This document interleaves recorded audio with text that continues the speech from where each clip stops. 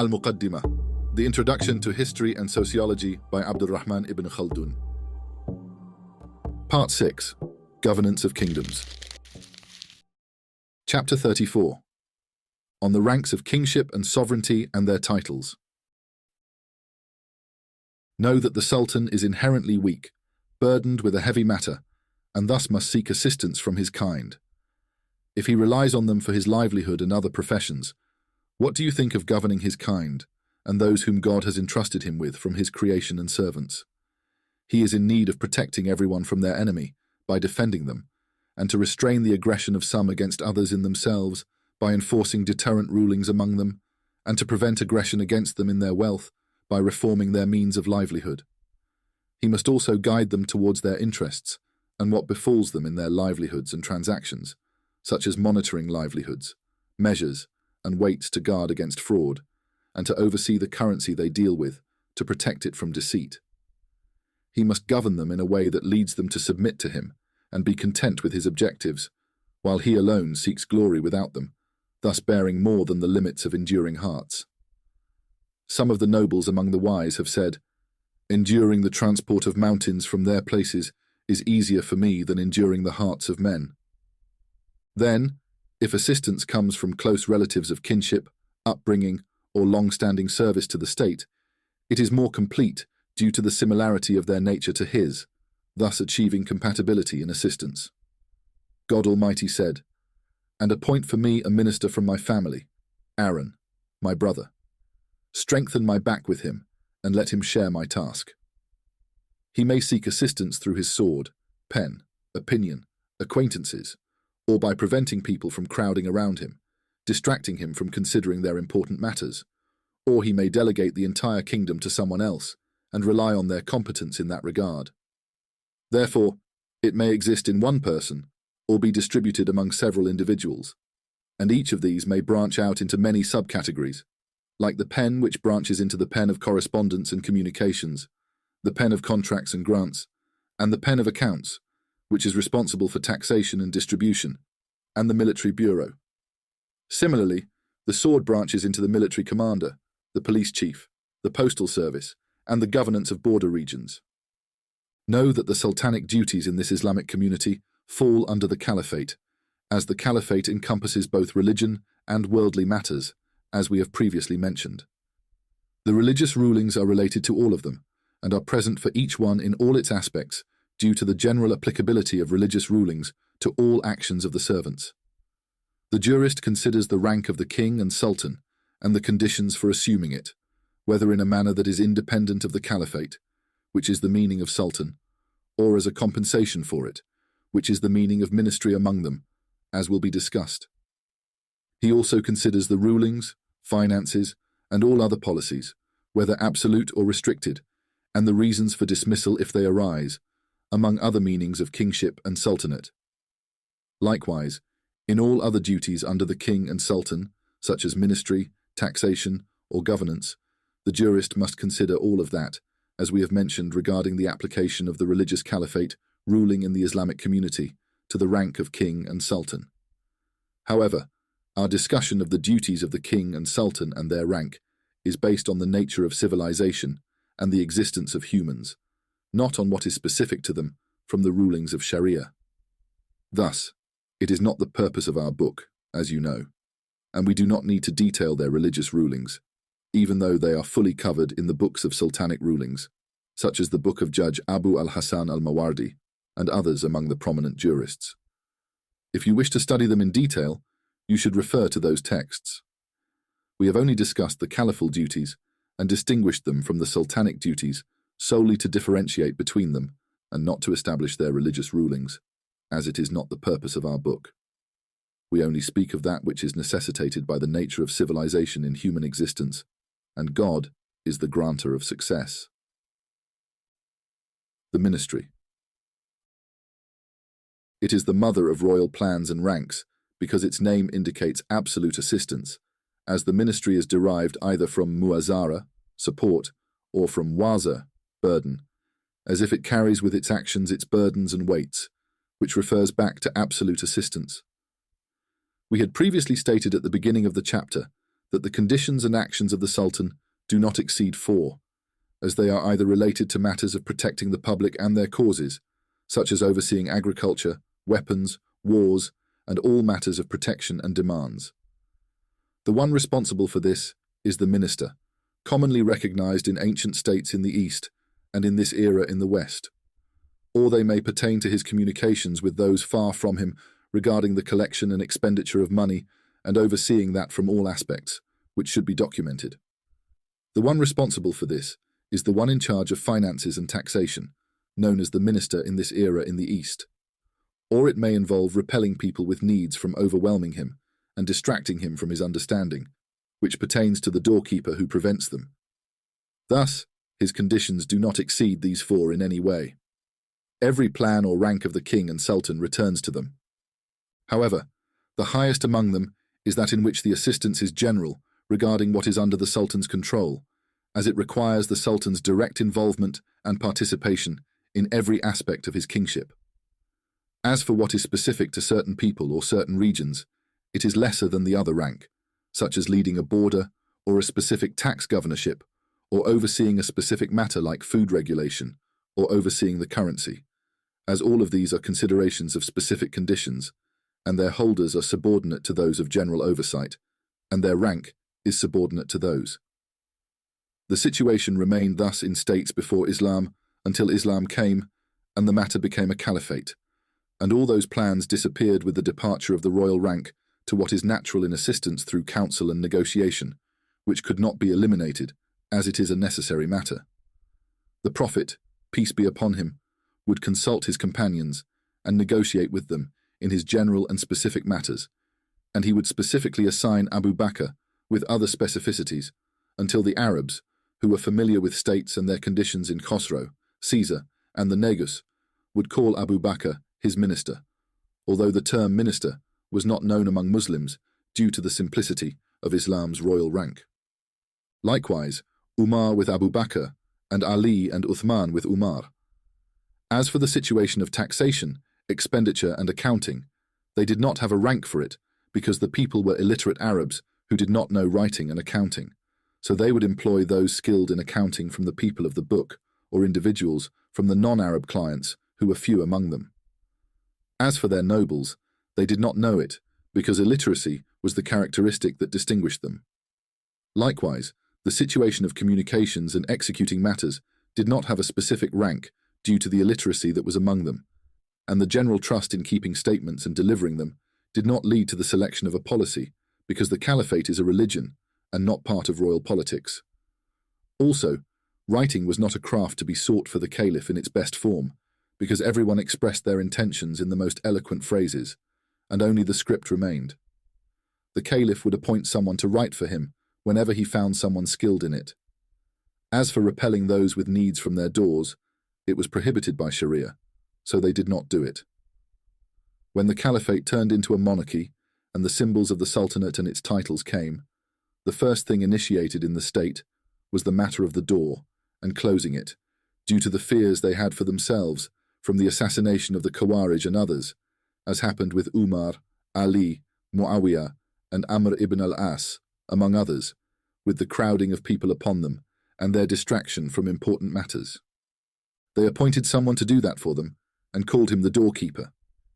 It has been reported that when Abd al-Malik appointed his doorkeeper, he said to him, "I have appointed you as the doorkeeper of my door except for 3, the caller to prayer, for he is the caller of God, the one in charge of the mail, so he should command what he brings, and the one in charge of food, lest it spoil." Then the monarchy grew stronger, and the minister appeared as a consultant and assistant in matters of tribes and factions, and he was given the title of minister. The matter of accounting remained with the clients and non-Muslims, and a specific writer was appointed for the records to protect the secrets of the Sultan from becoming public and disrupting his policy with his people. He was not equivalent to the minister because he was needed only for writing and documentation, not for the tongue, which is speech, as the tongue at that time remained intact. Thus, the ministry was the highest rank among them at that time in the entire Umayyad state. The minister's oversight was general in matters of administration, negotiations, and all matters of protection and demands, and what follows from oversight in the military records and the allocation of rewards based on eligibility and so on. When the Abbasid state came and the monarchy grew stronger, its ranks increased, and the status of the minister rose, and he became the deputy in executing the binding and the unbinding. His rank in the state became established, and faces were directed towards him, and necks bowed to him, and he was given oversight in the accounting records, due to the need for his plan in the distribution of rewards in the military, so he needed to oversee its collection and distribution, and he was also given oversight in writing and correspondence to protect the secrets of the Sultan, and to preserve eloquence, as the tongue had become corrupted among the public. He was given the seal for the Sultan's records to protect them from leakage and rumour, and it was entrusted to him, so the title of minister became inclusive of the plans of the sword, and the pen, and all meanings of ministry and assistance, to the extent that Ja'far ibn Yahya was called the Sultan during the reign of al-Rashid, indicating the general oversight he had and his role in the state. He did not depart from the royal ranks, except for the doorkeeper, who is in charge of the door, which he did not have due to his reluctance to such a thing. Then, in the Abbasid state, the matter of usurpation of the Sultan arose, and the usurpation of the ministry alternated between the minister and the Sultan. The minister, if he usurped, needed to appoint the caliph to him, for that to validate the legal rulings, and to come as they were, as previously mentioned. Thus, the ministry was divided at that time into an executive ministry, which is the case when the Sultan is standing on his own, and a delegated ministry, which is the case when the minister is usurping over him. Then usurpation continued, and the matter became for the kings of the non-Arabs, and the caliphate's symbols were suspended, and those usurpers could not claim the titles of the caliphate, and refrained from sharing the ministers in the title because they were granted it, so they were called princes and sultans. And the one who usurped the state was called the prince of princes, or the sultan, according to what the caliph would grant him of titles, as you see in their titles. They left the title of minister to the one who would take it for the caliph in his private matters, and this situation remained with them until the end of their state. The language deteriorated during all this, and it became a craft that some people claimed, so it was demeaned, and ministers distanced themselves from it for that reason, and because they were non-Arabs, and that eloquence was not the goal of their language, so they chose it from among all classes, and it became a servant to the minister. The title of prince became specific to the one in charge of wars and the military, and what pertains to it, and his hand was high over the people of ranks, and his command was executed over all, whether by deputy or usurpation. The matter continued thus until the state of the Turks came last in Egypt, and they saw that the ministry had been demeaned by the elevation of those above it and its delegation to someone who would carry it out for the restricted caliph, and his oversight was then pursued by the oversight of the prince, so it became subordinate and diminished. The people of this high rank in the state refrained from the title of minister, and the one in charge of judgments and oversight in the military was called the deputy of this era, and the title of doorkeeper remained in its meaning, and the title of minister became specific to the oversight of taxation. As for the Umayyad state in Andalusia, they initially rejected the title of minister in its meaning, and then divided its plan into categories, and assigned a minister for each category. So they appointed a minister for financial oversight, a minister for correspondence, a minister for overseeing the needs of the complainants, and a minister for overseeing the conditions of the border inhabitants, and they established a house where they would sit on carpets for them, and execute the Sultan's orders there, each in what was assigned to him. They also appointed one of them to frequently go between them and the caliph, who was elevated above them by directly serving the Sultan at all times, so his council was elevated above their councils, and he was given the title of doorkeeper. This situation continued until the end of their state, and the rank of the doorkeeper and his position rose above all other ranks until the kings of the factions adopted its title, so most of them at that time were called the doorkeeper, as we mention. Then the Shiite state came in Africa and Kairouan, and those in charge of it had a stronghold in Bedouin life, so they initially neglected the matter of these plans, or the refinement of their names, as you see in the news of their state. When the Almohad state came after that, they initially neglected the matter due to their Bedouin nature, and then it turned to the adoption of names and titles, and the title of minister became for the one who would shield the Sultan in his council and stand with the delegations and those entering upon the Sultan at the limits of their greetings and the etiquette required in being before him. They elevated the rank of doorkeeper above it as they wished, and this situation continued until this era. As for in the Turkish state in the east, they call the one who stands with people at the limits of etiquette, in meeting and greeting in the councils of the Sultan, and advancing with delegations before him, the Dawidar, and they add to him the following of the secretary and the mail carriers who manage the Sultan's needs in the remote and present areas, and their situation remains thus until this time, and God is the disposer of affairs for whom he wills. The veil. We have presented that this title was specifically designated in the Umayyad and Abbasid states for those who shield the Sultan from the public and close his door to them or open it to them according to his timing. This was a position once governed by plans, as the minister had authority over it as he saw fit. Thus, it was throughout the days of the Abbasids, and to this day in Egypt, it is subordinate to the holder of the highest plan, known as the deputy. As for the Umayyad state in Andalusia, the hajaba was for those who shielded the Sultan from both the elite and the public, and acted as an intermediary between him and the ministers and those below them. It was a highly esteemed position in their state, as seen in their accounts, such as Ibn Hadid and others among their hajjabs. Then, when tyranny came upon the state, the tyrant took the title of hajaba for its nobility, as was the case with Al-Mansur ibn Abi Amir and his sons. When they began to display the manifestations of kingship and its stages, the kings of the factions that followed them did not abandon this title, considering it an honor for themselves. The greatest among them, after assuming the titles and names of kings, could not be mentioned without referring to the hajab and the one with the two ministries, meaning the sword and the pen, indicating that the hajaba refers to shielding the Sultan from the public and the elite, while the two ministries refer to his holding of the plans of the sword and the pen. There was no mention of this name in the states of the Maghreb and Ifriqiya, due to the tribal nature that existed among them, although it might be found in the state of the Fatimids in Egypt when it was esteemed and civilized, but it was rare.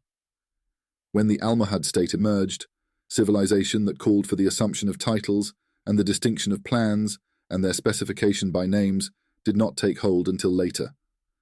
They had no ranks other than the minister, who was initially designated by this name for the writer who acted in the Sultan's private affairs, such as Ibn Atiyah and Abdul Salam al-Kumi, who also had oversight of accounts and financial matters. Later, the title of minister became associated with those of the Almohad lineage, such as Ibn Jamiyah and others, and the name of hajab was not known in their state at that time. As for the Banu Abi Hafs in Ifriqiya, the leadership in their state was initially for the minister, who had the authority and counsel, and was specifically called the Sheikh of the Almohads. He had oversight of appointments and dismissals, the command of armies and wars, while the accountants and the diwan had another rank, and their overseer was called the one in charge of affairs, overseeing the absolute management of income and expenses, accounting, collecting funds, and punishing negligence. It was a condition that he be from the Almohads. They also designated the pen to those who excelled in writing and were trusted with secrets, as writing was not among the assumed professions of the people, nor was correspondence in their language. The Sultan needed, due to the expansion of his kingdom and the multitude of mercenaries in his court, a special steward to manage his affairs according to their order and arrangement of provisions, gifts, clothing, and expenses in kitchens, stables, and others, and to manage the treasury and execute what was needed in that regard for the tax collectors. They designated him by the name of Hajab, and sometimes they added to him the writing of the mark on the records if it happened that he was skilled in the craft of writing, and sometimes they assigned it to someone else.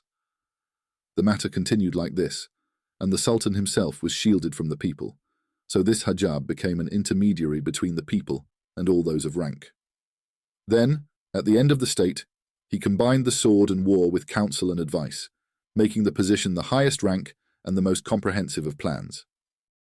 Then tyranny and oppression came after the 12th Sultan, and then his grandson, Sultan Abu Abbas, became tyrannical over himself and eliminated the effects of oppression and tyranny by abolishing the Hajaba plan that had been a ladder to him, and he managed all his affairs himself without assistance from anyone, and the matter remains so to this day.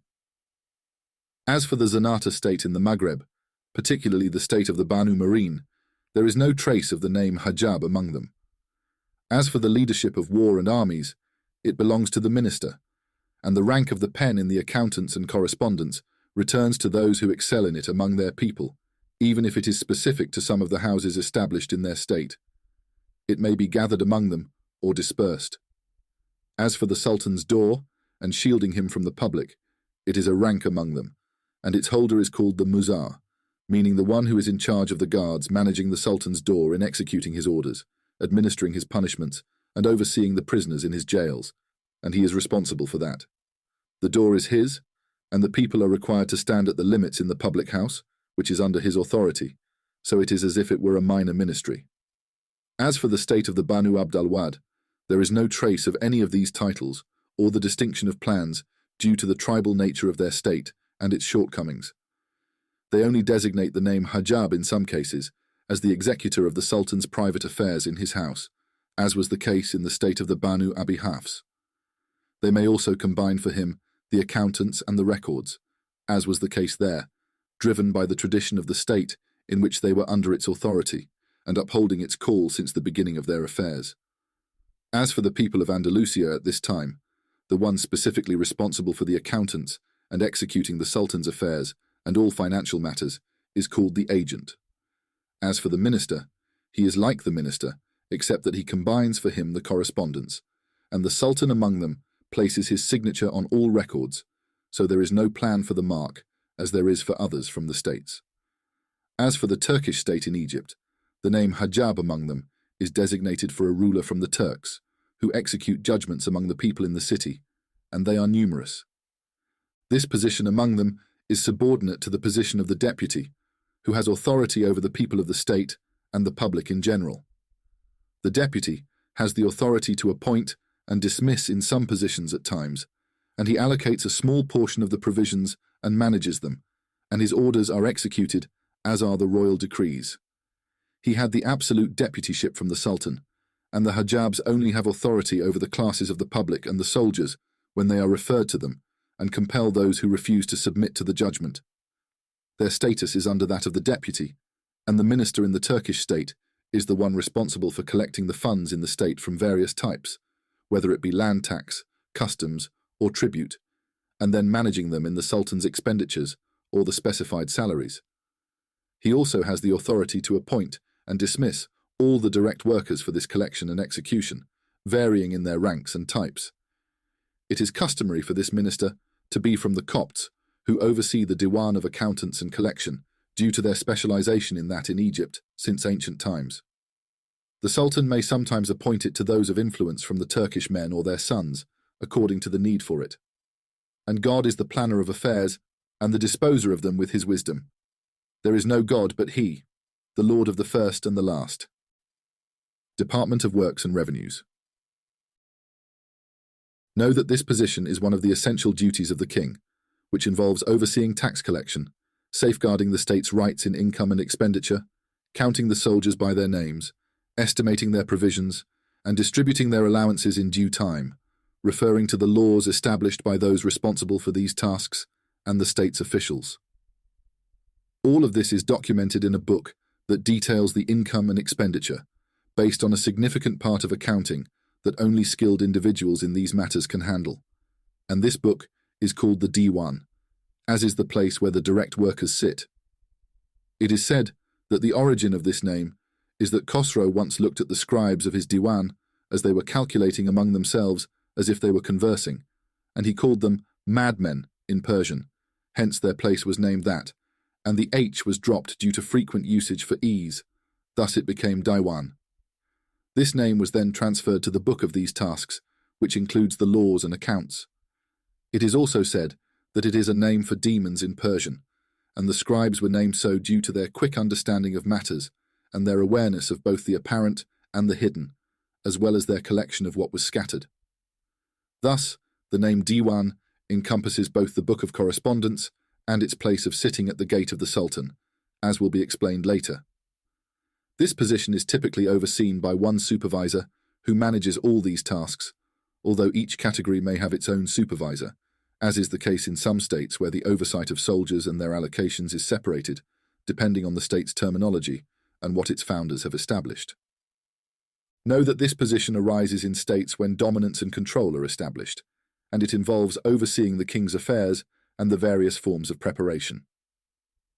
The first to establish the Diwan in the Islamic State was Umar, may God be pleased with him, reportedly due to a large amount of wealth brought by Abu Huraira from Bahrain, which they found excessive and struggled to distribute.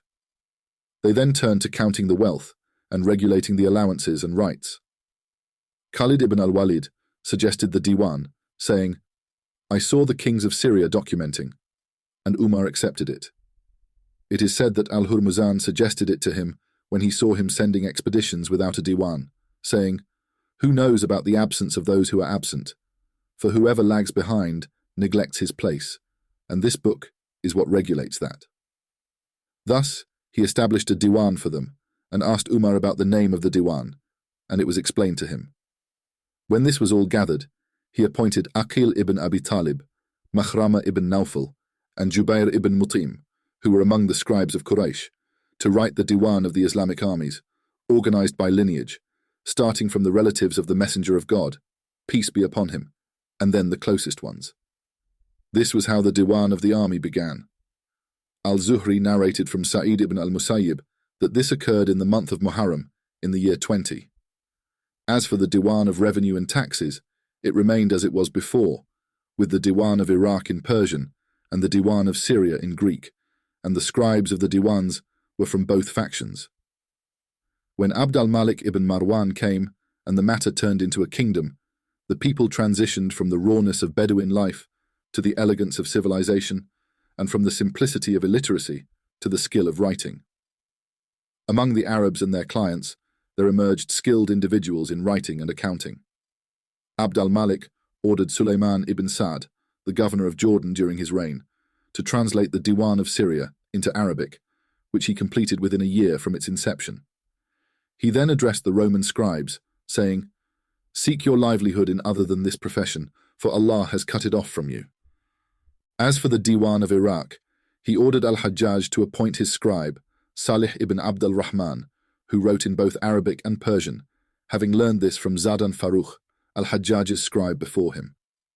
When Zadan was killed in the war against Abd al-Rahman ibn al-Ash'ath, al-Hajjaj appointed Salih in his place and ordered him to translate the Diwan from Persian to Arabic, which he did, despite the objections of the Persian scribes. Abd al-Hamid ibn Yahya would say, "May Allah reward Salih for his great favor upon the scribes." This position was then added in the Abbasid state to whoever was responsible for overseeing it, as was the case with the Barmakids and the Banu Sahal ibn Nawbakht and others among the ministers of state. As for the legal rulings related to this position concerning the army or the treasury in income and expenditure, distinguishing between the aspects of peace and conquest, and the appointment of this position to someone along with the conditions for the overseer and the scribe, and the laws of accounting, these matters are referred to the books of royal rulings, which are documented there and are not the subject of our book. We only discuss them in terms of the nature of the kingship we are addressing. This position is a significant part of kingship. In fact, it is one of its 3 pillars, for kingship must have soldiers, wealth, and communication with those who are absent. Thus, the king needs assistance in matters of the sword, the pen, and wealth, and the holder of this position thus has a part in the leadership of the kingdom. This was also the case in the Umayyad state in Andalusia and the factions that followed them.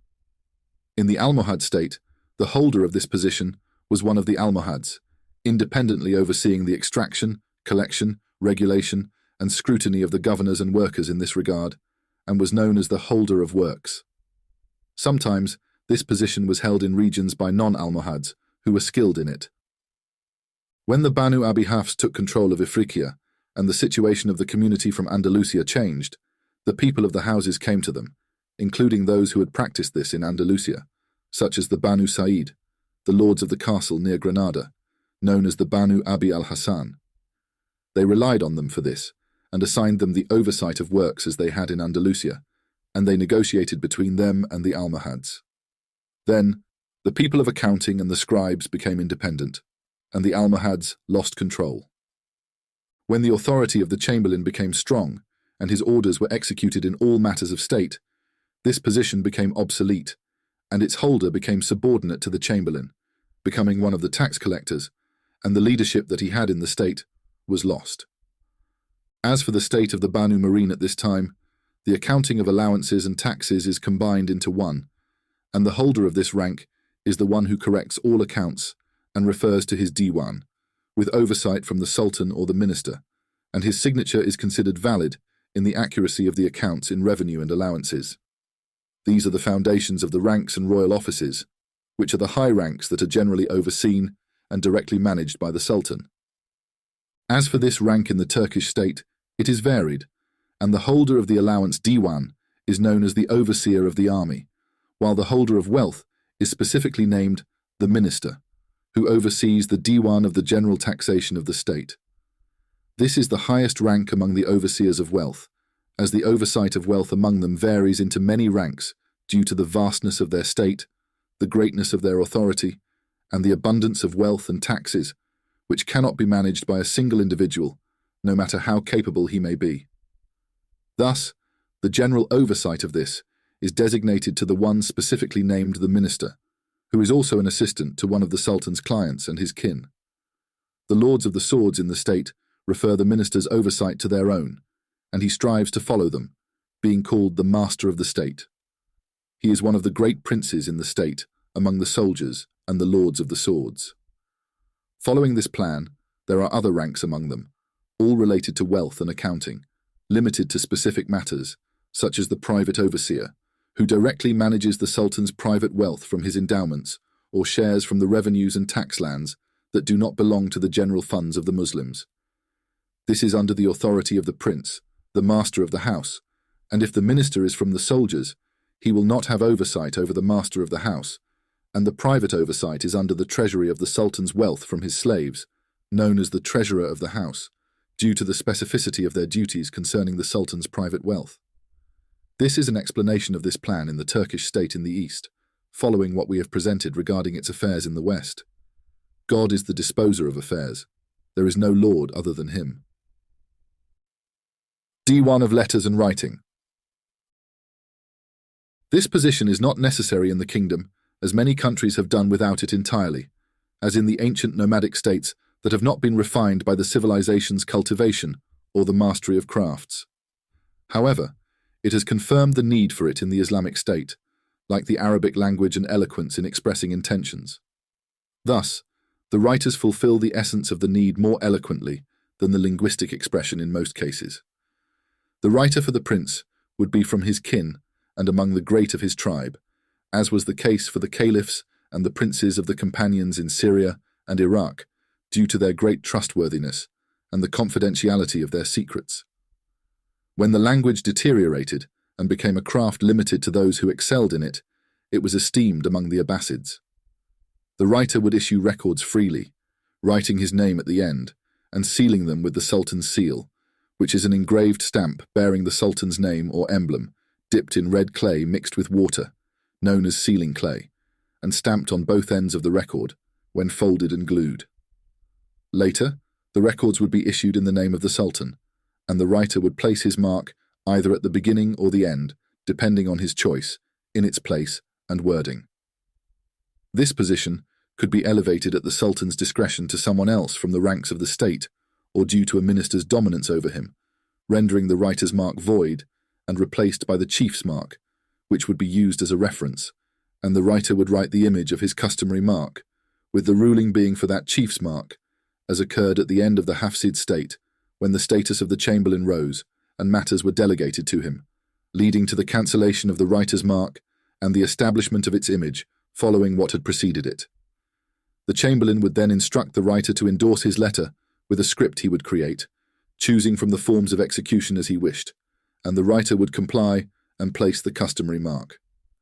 The Sultan might reserve this for himself if he was autocratic in his affairs, directing the writer to place that mark. Among the writing duties is the signing, where the writer sits before the Sultan in his courts of judgment and resolution, signing the cases presented to him with their rulings and resolutions received from the Sultan in the briefest and most eloquent terms. They may be issued as such, or the writer may imitate them in a record held by the case's owner. The signer needs a touch of eloquence to validate his signature.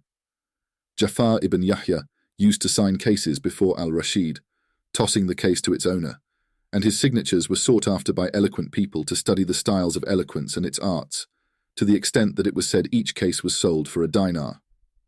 Thus was the state of the nations.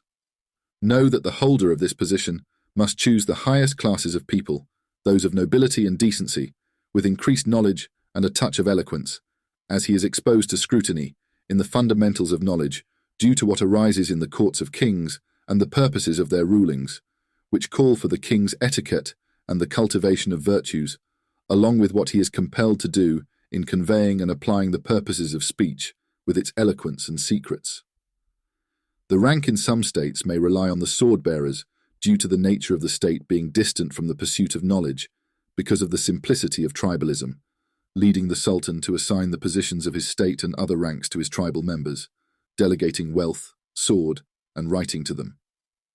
As for the rank of the sword, it does not require the pursuit of knowledge, while wealth and writing necessitate eloquence in the former and consideration in the latter, so they choose from this class what necessity calls for and delegate it, but no other from the tribal members should dominate over him, and his attention should not be diverted from his own, as is the case in the Turkish state at this time in the East. For writing there, although it is for the author, it is under the authority of a prince from the Sultan's tribe known as the Dawidar, and the Sultan relies on him and trusts him in most of his affairs, depending on another in matters of eloquence, applying purposes, keeping secrets, and other related matters. As for the conditions considered in the holder of this rank, which the Sultan observes in his selection from among the people, they are many, and the best of them was summarized by Abd al-Hamid, the writer in his letter to the writers. As for what follows, may God protect you, O people of the writing profession, and guide you and grant you success. Indeed, God Almighty has made people, after the prophets and messengers, peace be upon them all, and after the honored kings, into categories, even if they are equal in reality, and has directed them in various crafts and types of endeavors to the means of their livelihood and the doors of their sustenance. He has placed you, O writers, in the most honorable positions as people of culture, nobility, knowledge, and dignity. Through you, the caliphate's virtues are organized, and its affairs are set right. With your counsel, God rectifies the rulers for the creation, and their lands prosper. The king cannot do without you, nor can he find a substitute except from you. Your position with the kings is like their ears by which they hear, their eyes by which they see, their tongues by which they speak, and their hands by which they act. May God grant you enjoyment of the favor of your profession, and not take away from you what he has bestowed upon you of blessings. No one among all the professions is in greater need of the gathering of praiseworthy qualities and the mentioned virtues than you, O writers, if you are as described in this book regarding your qualities. For the writer needs, in himself and from his companion, whom he trusts in his important matters, to be patient in a place of patience, wise in a place of judgment, daring in a place of daring, reserved in a place of reservation, preferring chastity, justice, and fairness, secretive of secrets, loyal in times of hardship, knowledgeable of what comes from calamities, placing matters in their proper places, and emergencies in their appropriate locations. He should have looked into every field of knowledge and mastered it, and if he has not mastered it, he should take from it what suffices him. He should know by the instinct of his mind, the goodness of his character, and the excellence of his experience what will come to him before it arrives, and the consequences of what he issues before it is issued, preparing for every matter its preparation and equipment, and preparing for every direction its form and habit. So compete, O writers, in the various forms of culture, and seek knowledge in religion, starting with the knowledge of the Book of God Almighty, and the obligations, then the Arabic language, for it is the culture of your tongues. Then excel in writing, for it is the adornment of your books, and memorize poetry, knowing its rare words and meanings, the days of the Arabs and non-Arabs, their stories, and their histories, for that will assist you in what your ambitions aspire to. Do not neglect the study of arithmetic, for it is the foundation of the writers of the treasury. Aspire with your souls away from the lofty and lowly ambitions, the trivial matters, and the petty things, for they are humiliating to the necks, corrupting to the writers, and keep your profession free from baseness, and elevate yourselves above slander, gossip, and what the ignorant engage in. Beware of arrogance, foolishness, and grandeur, for they are enmity brought about without malice. Love one another for the sake of God Almighty in your profession, and advise one another with what is more suitable for the people of virtue, justice, and nobility from your predecessors. If time turns against one of you, be kind to him and support him until he returns to his state and his affairs are restored. If pride prevents any of you from earning a living and meeting his brothers, visit him, honor him, consult him, and seek his assistance with the benefit of his experience and long acquaintance.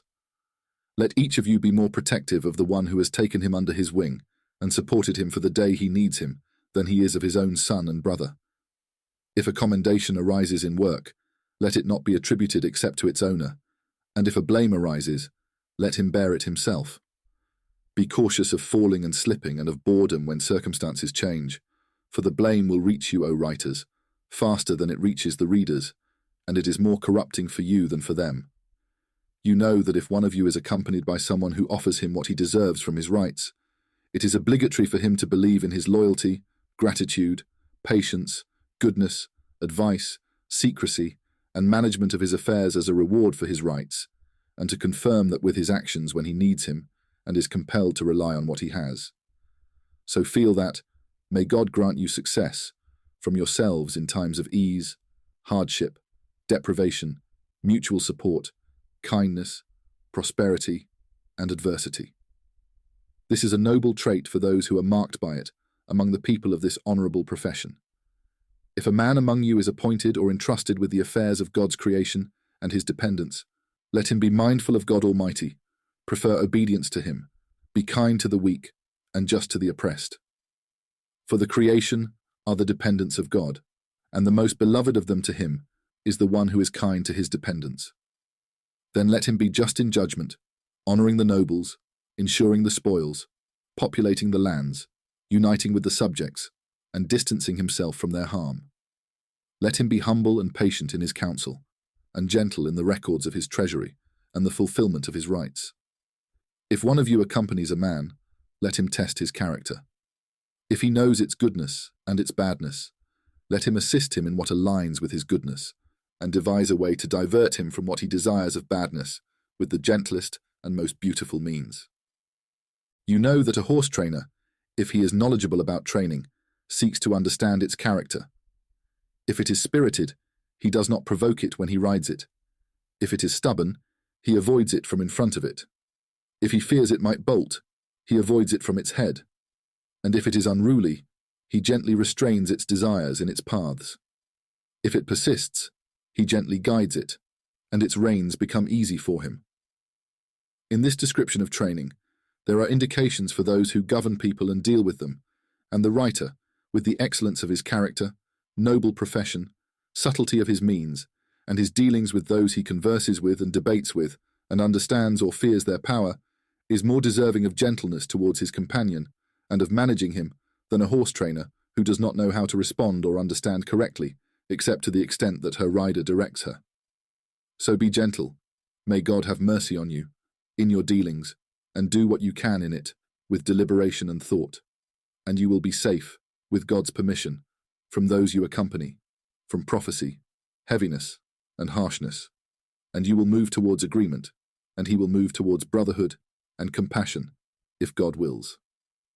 Let not any of you exceed in the appearance of his counsel, his clothing, his mount, his food, his drink, his building, his servants, and other aspects of his affairs beyond what is due to him. For you, with what God has favoured you with from the nobility of your profession, are servants who cannot afford to be negligent in your service, and guardians who cannot tolerate acts of wastefulness and extravagance. Seek assistance for your chastity through moderation in all that I have mentioned to you and narrated to you, and beware of the evils of extravagance and the bad consequences of luxury, for they lead to poverty, humiliate the necks, and expose their people, especially the writers and the people of culture. Matters have similarities, and some are indicative of others, so infer from your previous experiences regarding your actions, then follow the clearest paths of management, the most truthful in argument, and the most praiseworthy in outcome. Know that management has a destructive flaw, which is the distracting description that occupies its owner from rescuing his knowledge and deliberation. So let each of you aim in his counsel for the sufficient purpose of his speech, and let him be brief in his beginnings and responses, and let him grasp the main points of his arguments, for that is beneficial for his actions, and prevents him from being distracted by excessive talk.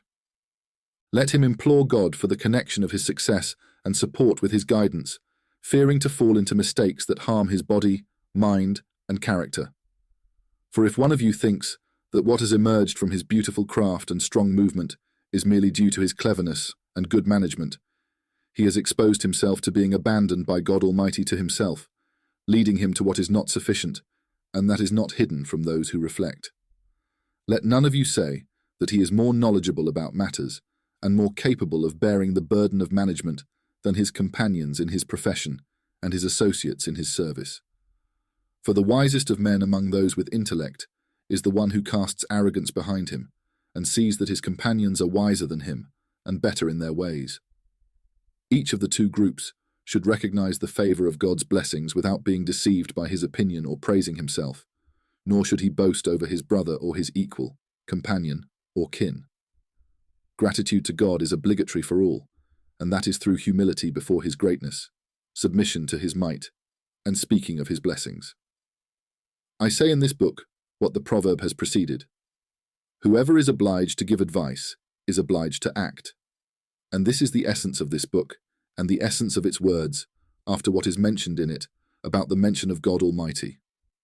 Therefore, I have made it its conclusion and completed it with it. May God guide us and you, O seekers and writers, with what he guides those who have proceeded in knowledge with happiness and guidance, for that is with him and in his hands. Peace be upon you, and God's mercy and blessings. The police. Its owner is called, at this time, the African governor, and in the state of the people of Andalusia, the lord of the city, and in the state of the Turks, the wali. It is a subordinate position to the owner of the sword in the state, and his rule is sometimes effective over its owner.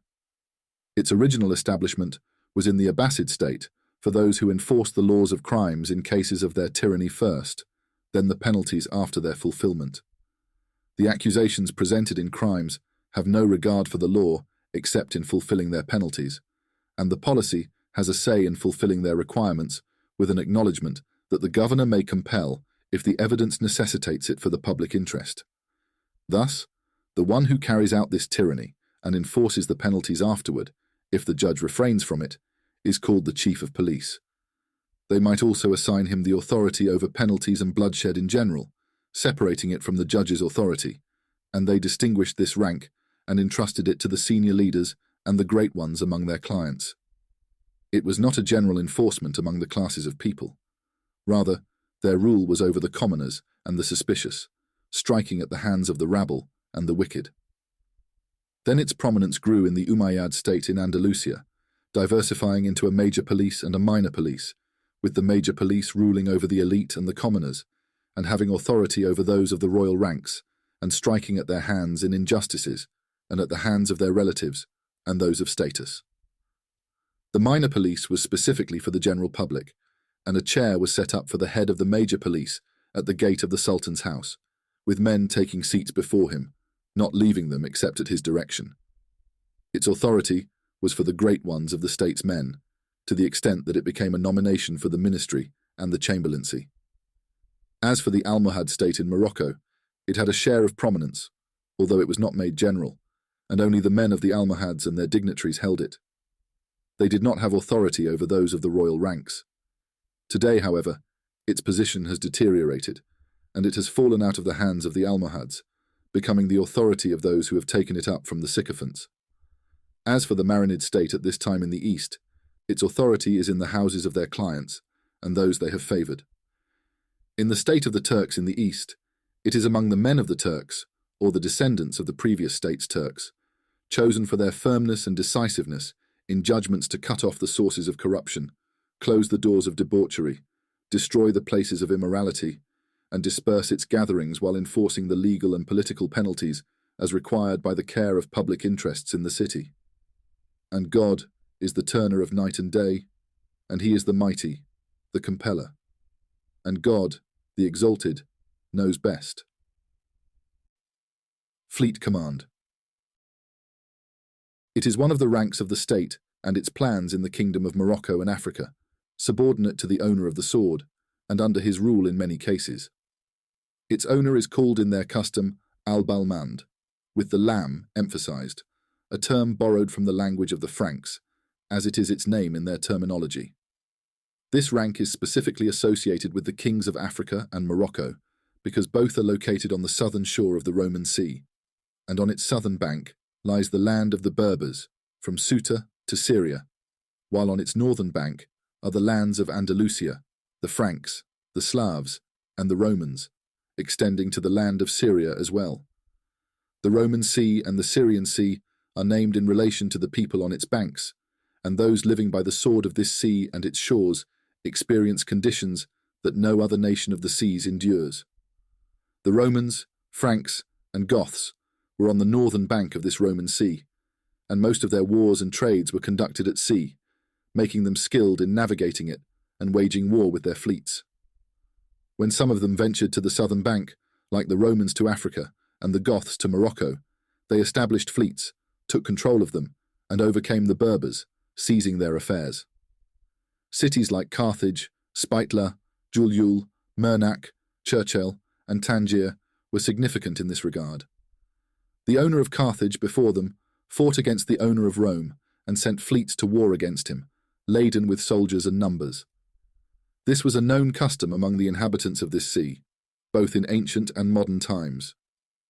When the Muslims conquered Egypt, Umar ibn al-Khattab wrote to Amr ibn al-As, "May Allah be pleased with them, describe the sea to me."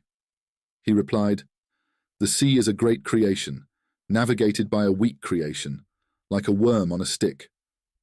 Thus, he ordered that Muslims be prohibited from sailing it, and no Arab sailed it, except those who defied Umar and faced his punishment, like Urfaja ibn Haritha al-Azdi, the chief of Bajila, when he was sent to Amman and heard of a campaign at sea. He was reprimanded and admonished for sailing the sea for conquest. This situation continued until the time of Muawiyah, when he permitted Muslims to sail it and engage in jihad upon its waves.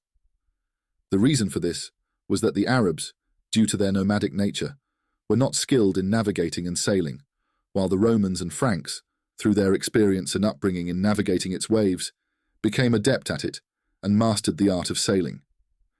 When the kingship was established for the Arabs and their authority rose, the nations of the non-Arabs became their subjects and under their control, and every craftsman approached them with the value of his craft. They employed many sailors for their maritime needs and repeatedly practiced sailing, developing expertise in it. They became eager for jihad at sea, built ships and galleys, and filled the fleets with men and weapons, sending armies and fighters against the nations of disbelief across the sea. They specifically focused on their kingdoms and borders that were closest to this sea, such as Syria, Africa, Morocco, and Andalusia. The Caliph Abd al-Malik instructed Hassan ibn al-Nu'man, the governor of Africa and Morocco, to establish a shipbuilding yard in Tunis for the creation of maritime tools in order to uphold the rituals of jihad.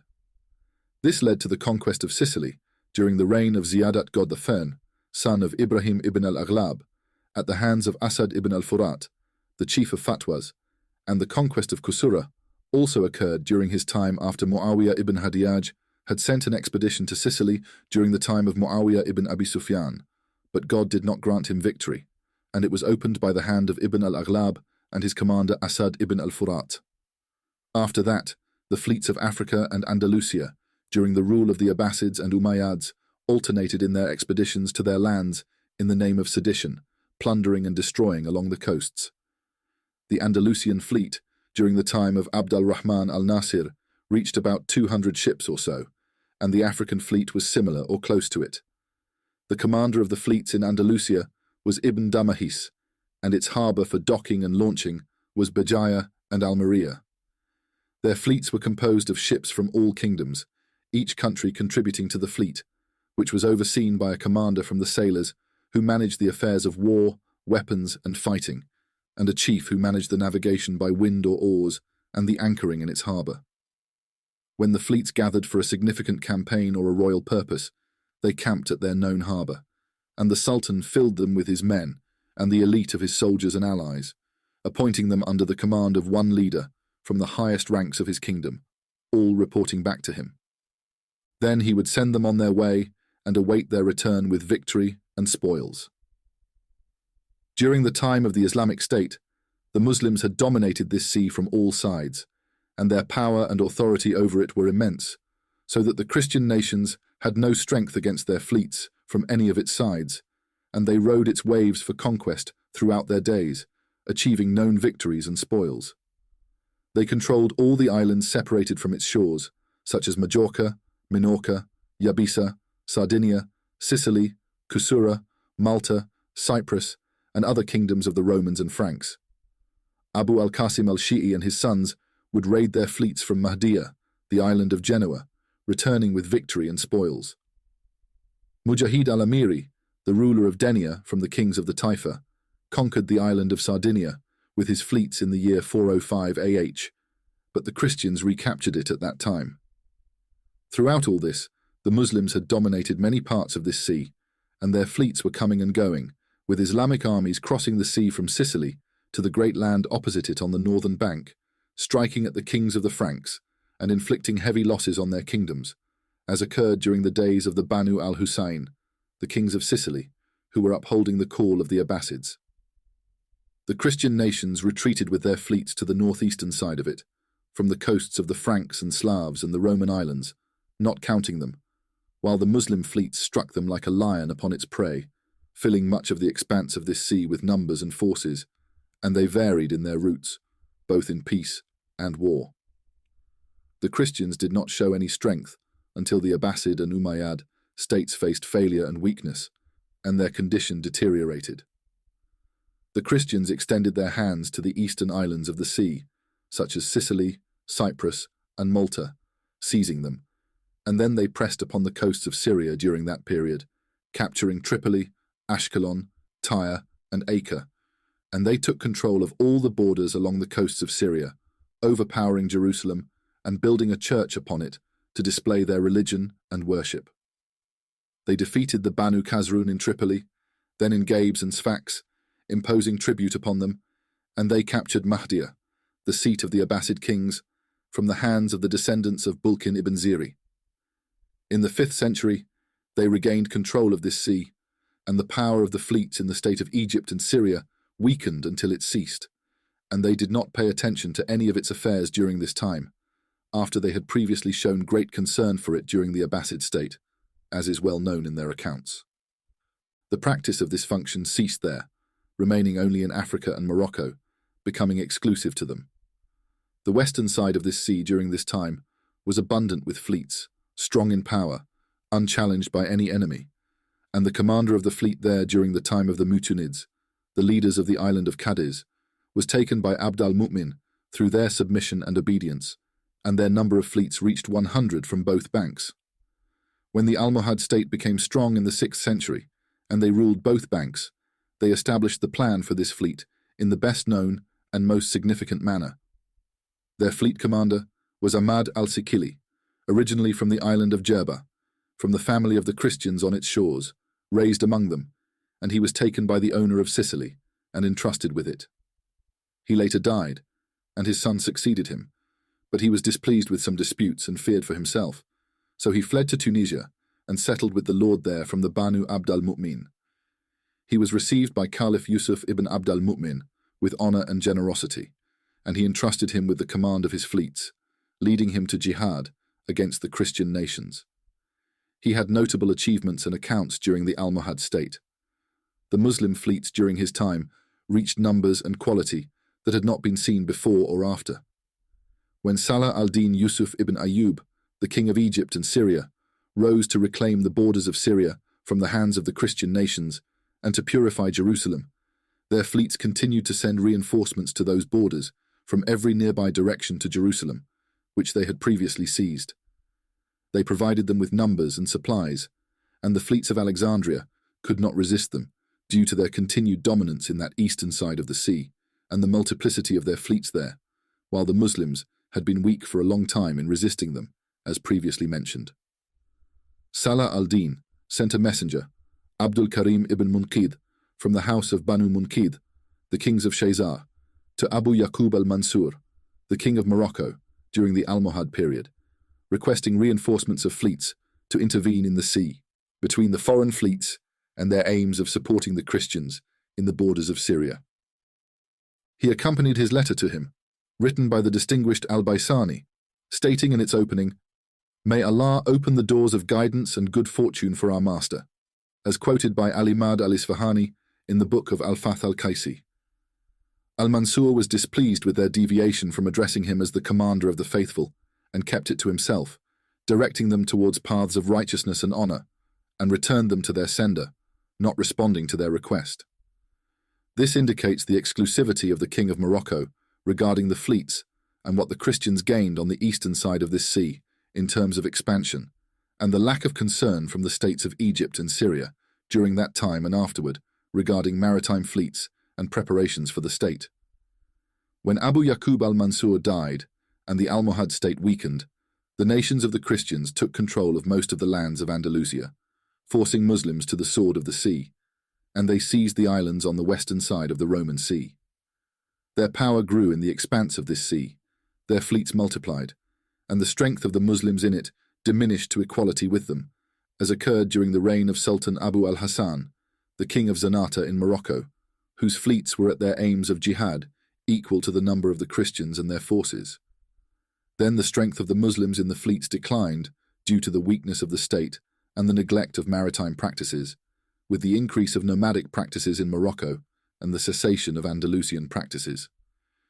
The Christians returned to their known religion, having gained experience in it and familiarity with its conditions, overpowering nations in its depths, while the Muslims became like foreigners in it, except for a few from the coastal inhabitants who had experience in it, if they found a large number of supporters and helpers or a small state to rally them.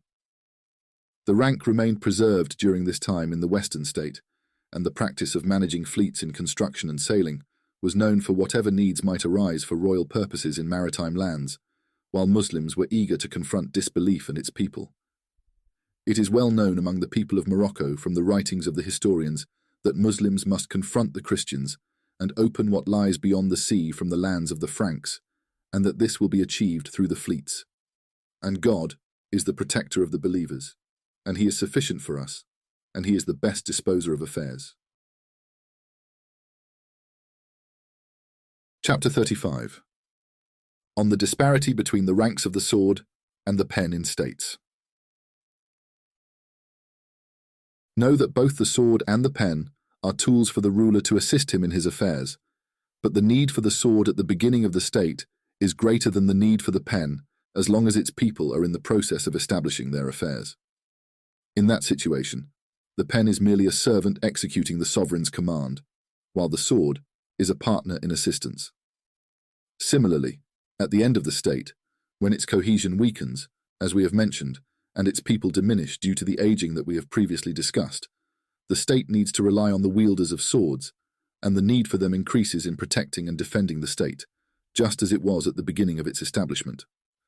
Thus, the sword has an advantage over the pen in both cases, and the wielders of swords at that time are more prominent, more prosperous, and have greater endowments. However, in the middle of the state, its ruler becomes somewhat independent of the sword, because his affairs have been established, and his only concern remains in obtaining the fruits of kingship from taxation, regulation, boasting of states, and executing judgments, and the pen is his aid in that. Therefore, the need for its management becomes significant, and the swords are neglected in the sheaths unless a calamity arises or there is a need to fill a gap. Otherwise, there is no need for them. Thus, the wielders of the pen in this need are more prominent, of higher rank, greater prosperity and wealth, and closer to the ruler, visiting him more frequently and conversing with him privately, for at that time it is the tool by which he seeks to obtain the fruits of his kingship, to oversee its affairs, and to boast of its conditions. The ministers and the sword-bearers then become unnecessary, distanced from the inner circle of the ruler, cautious of his whims. In this regard, what Abu Muslim wrote to Al-Mansur when he commanded him to come is relevant. As for what follows, it is from what we have preserved of the Persians' advice that ministers are most fearful when the common people are at rest, for it is God's way with his servants, and God, the Exalted, knows best. Chapter 36. On the insignia of the king and his sultan. Know that the sultan has signs and conditions that require grandeur and extravagance, which are specific to him, and distinguish him by adopting them from the subjects, the entourage, and other leaders in his state. Let us mention what is well known among them, with the extent of knowledge. And above every knowledgeable person is one more knowledgeable. The machine. Among the signs of kingship is the use of instruments such as the spreading of banners and flags, the beating of drums, and the blowing of trumpets and horns. Aristotle mentioned in the book attributed to him on politics that the secret behind this is to intimidate the enemy in war, as the tremendous sounds have an effect on souls through fear. Indeed, it is a matter of instinct in wartime that everyone feels within themselves.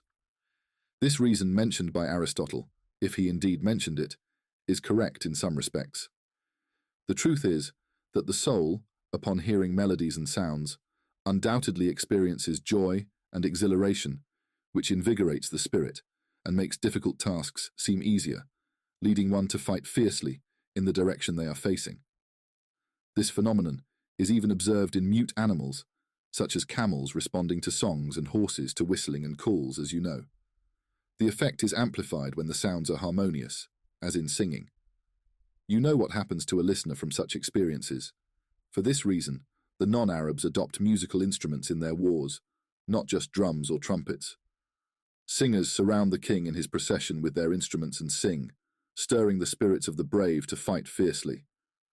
We have seen in Arab wars someone singing poetry in front of the procession, inspiring the heroes with it, prompting them to rush into battle, and every horn calls to its counterpart. Similarly, the Zenata among the nations of the Maghreb have a poet advance before their ranks, singing and stirring the mountains with his song, inciting even those who would not normally fight. They call this singing tasukit, and its essence is joy that arises in the soul, which in turn inspires courage, just as the intoxication of wine does through the joy it brings. God knows best.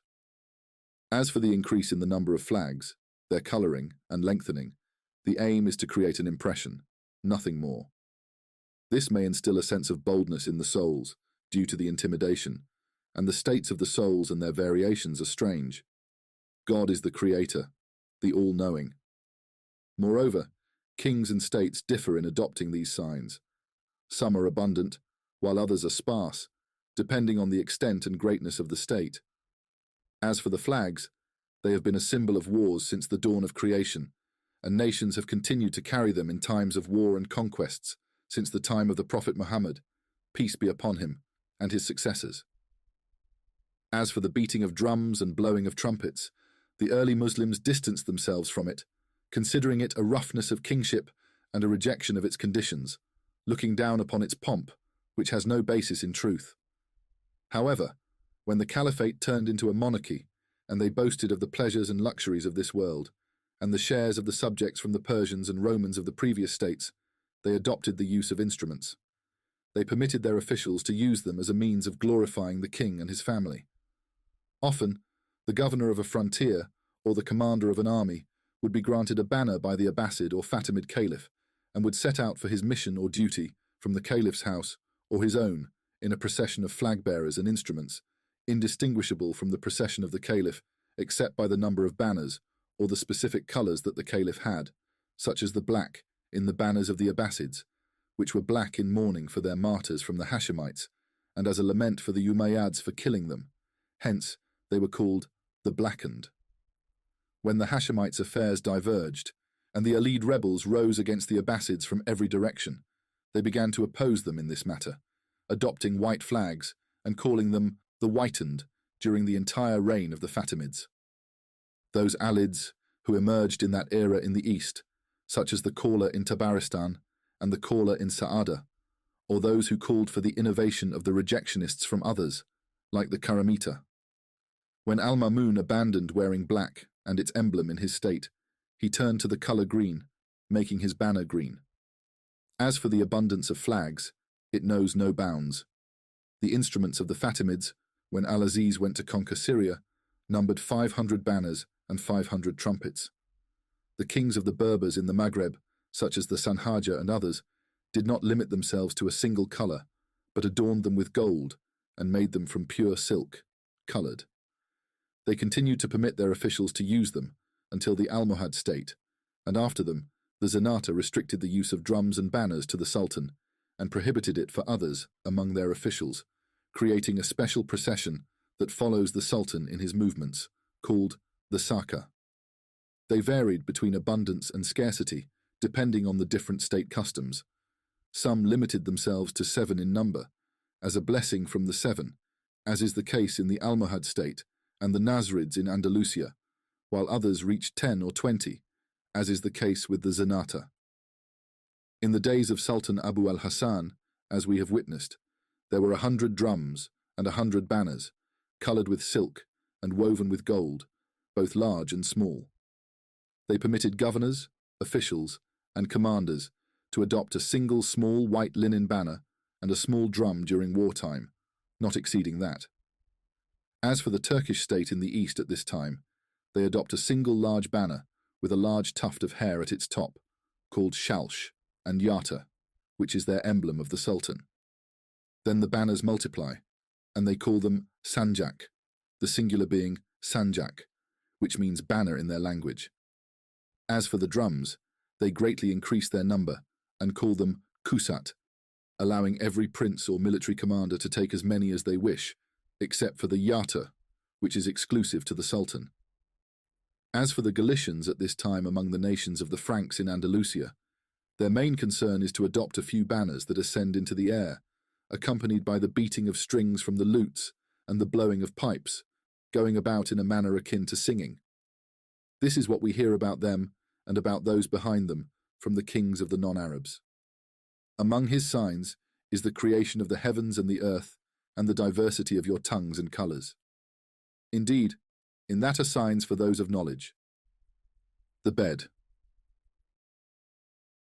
As for the bed, the pulpit, the throne, and the chair, they are elevated platforms or arranged couches for the Sultan to sit upon, raised above the people of his council, so that they do not equal him in stature. This has been a tradition of kings since before Islam and in the empires of the Persians, where they used to sit on golden beds. Solomon, son of David, peace be upon them, had a throne and a bed made of ivory covered with gold, but such practices were not adopted by states until after they had become established and luxurious, as we have mentioned regarding all matters of grandeur. In the early days of the state, during the time of nomadism, they did not long for it. The first to adopt it in Islam was Muawiyah, who sought the people's permission, saying to them, "I have become corpulent," and they granted him permission, so he adopted it, and Islamic kings followed him in this, making it a symbol of grandeur. Indeed, Amr ibn al-As in Egypt would sit on the ground in his palace with the Arabs, while the Muqawqis would come to his palace with a golden bed carried by hand for him to sit upon, as was the custom of kings, and he would sit on it in front of him without changing it, honouring the covenant he had made with them and disregarding the pomp of kingship. After that, the Abbasids, the Fatimids, and other kings of Islam, east and west, had thrones and pulpits and beds that surpassed those of the kings of Persia and Byzantium. God is the changer of night and day. The mint. It is the seal on the dinars and dirhams used in transactions among people, made with an iron stamp that engraves images or inverted words, and it is struck on the dinar or dirham so that the designs of those engravings appear clearly and correctly after considering the weight of the currency of that type in its purity through repeated melting and after determining the weights of the dirhams and dinars with a specific agreed-upon weight. Thus, transactions with them are counted, and if their weights are not determined, transactions are conducted by weight. The term mint originally referred to the stamp, which is the iron used for that purpose, and then it was transferred to its effect, which is the engravings present on the dinars and dirhams. It then transferred to the act of overseeing that and ensuring its needs and conditions, which is a necessary function for the king, as it distinguishes the pure from the counterfeit among people in currency during transactions, and they protect against fraud in its safety by the Sultan's seal on it with those known engravings. The kings of Persia used to create them and engrave them with specific symbols, such as the statue of the Sultan of their time, or representations of a fortress, an animal, or a manufactured item, and this practice continued among the Persians until the end of their rule.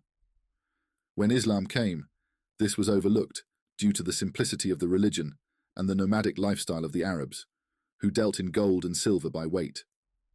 The Persian dinars and dirhams were in their hands, and they would revert to weighing them in their transactions until fraud in the dinars and dirhams became rampant due to the state's negligence regarding that.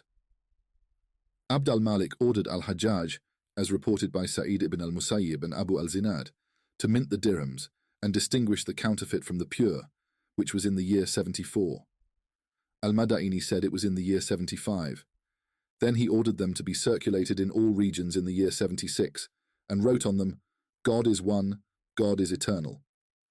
Then Ibn Hubayra was appointed to Iraq during the time of Yazid ibn Abd al-Malik, and he improved the minting, and then Khalid al-Kasri excelled in it, followed by Yusuf ibn Umar.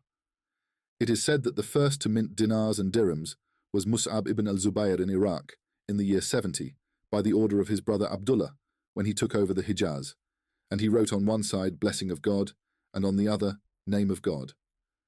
Then al-Hajjaj changed it a year later and wrote on it the name of al-Hajjaj and set its weight as it had been established during the time of Umar.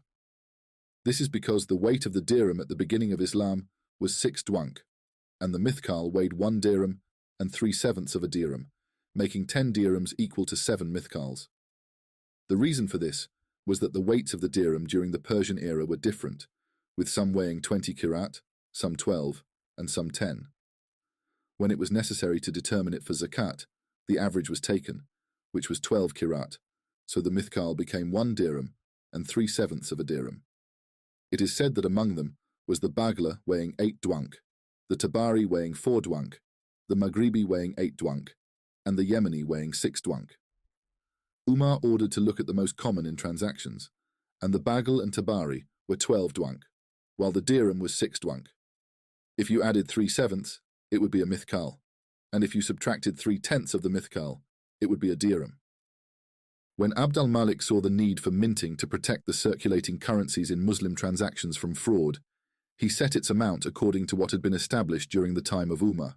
May God be pleased with him. He adopted words rather than images, as the Arabs were more inclined to speech and eloquence, and it was more apparent, while the law forbids images.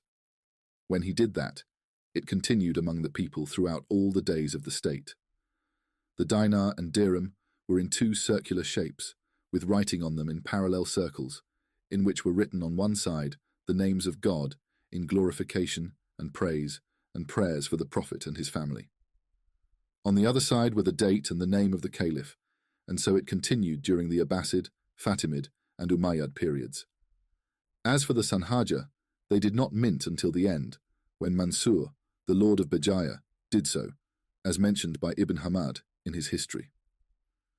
When the Almohad state came, among the practices established for them by al-Mahdi was to mint the square-shaped dirham and to draw a square shape in the center of the dinar, filling one side with glorification and praise, and the other side with writing in lines with his name and the names of the caliphs after him. The Almohads did this, and their minting was in this shape during this time. Al-Mahdi, as reported, was referred to before his appearance as the owner of the square dirham, a title given to him by those who spoke of events before him, informing about his state.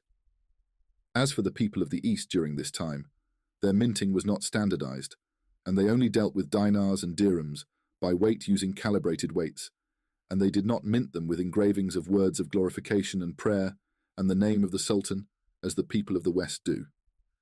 That is the decree of the Almighty, the All-Knowing. Let us conclude the discussion on minting by mentioning the reality of the legal dirham and dinar and clarifying their true amounts. The amount of the legal dirham and dinar. This is because the dinar and dirham differ in their minting in terms of quantity and weights across regions and cities, and the Sharia has addressed both and has linked many rulings to them in zakat, marriages, punishments, and others. Therefore, they must have a specific reality and quantity in the estimation upon which their rulings apply, distinct from any non-Sharia-related ones.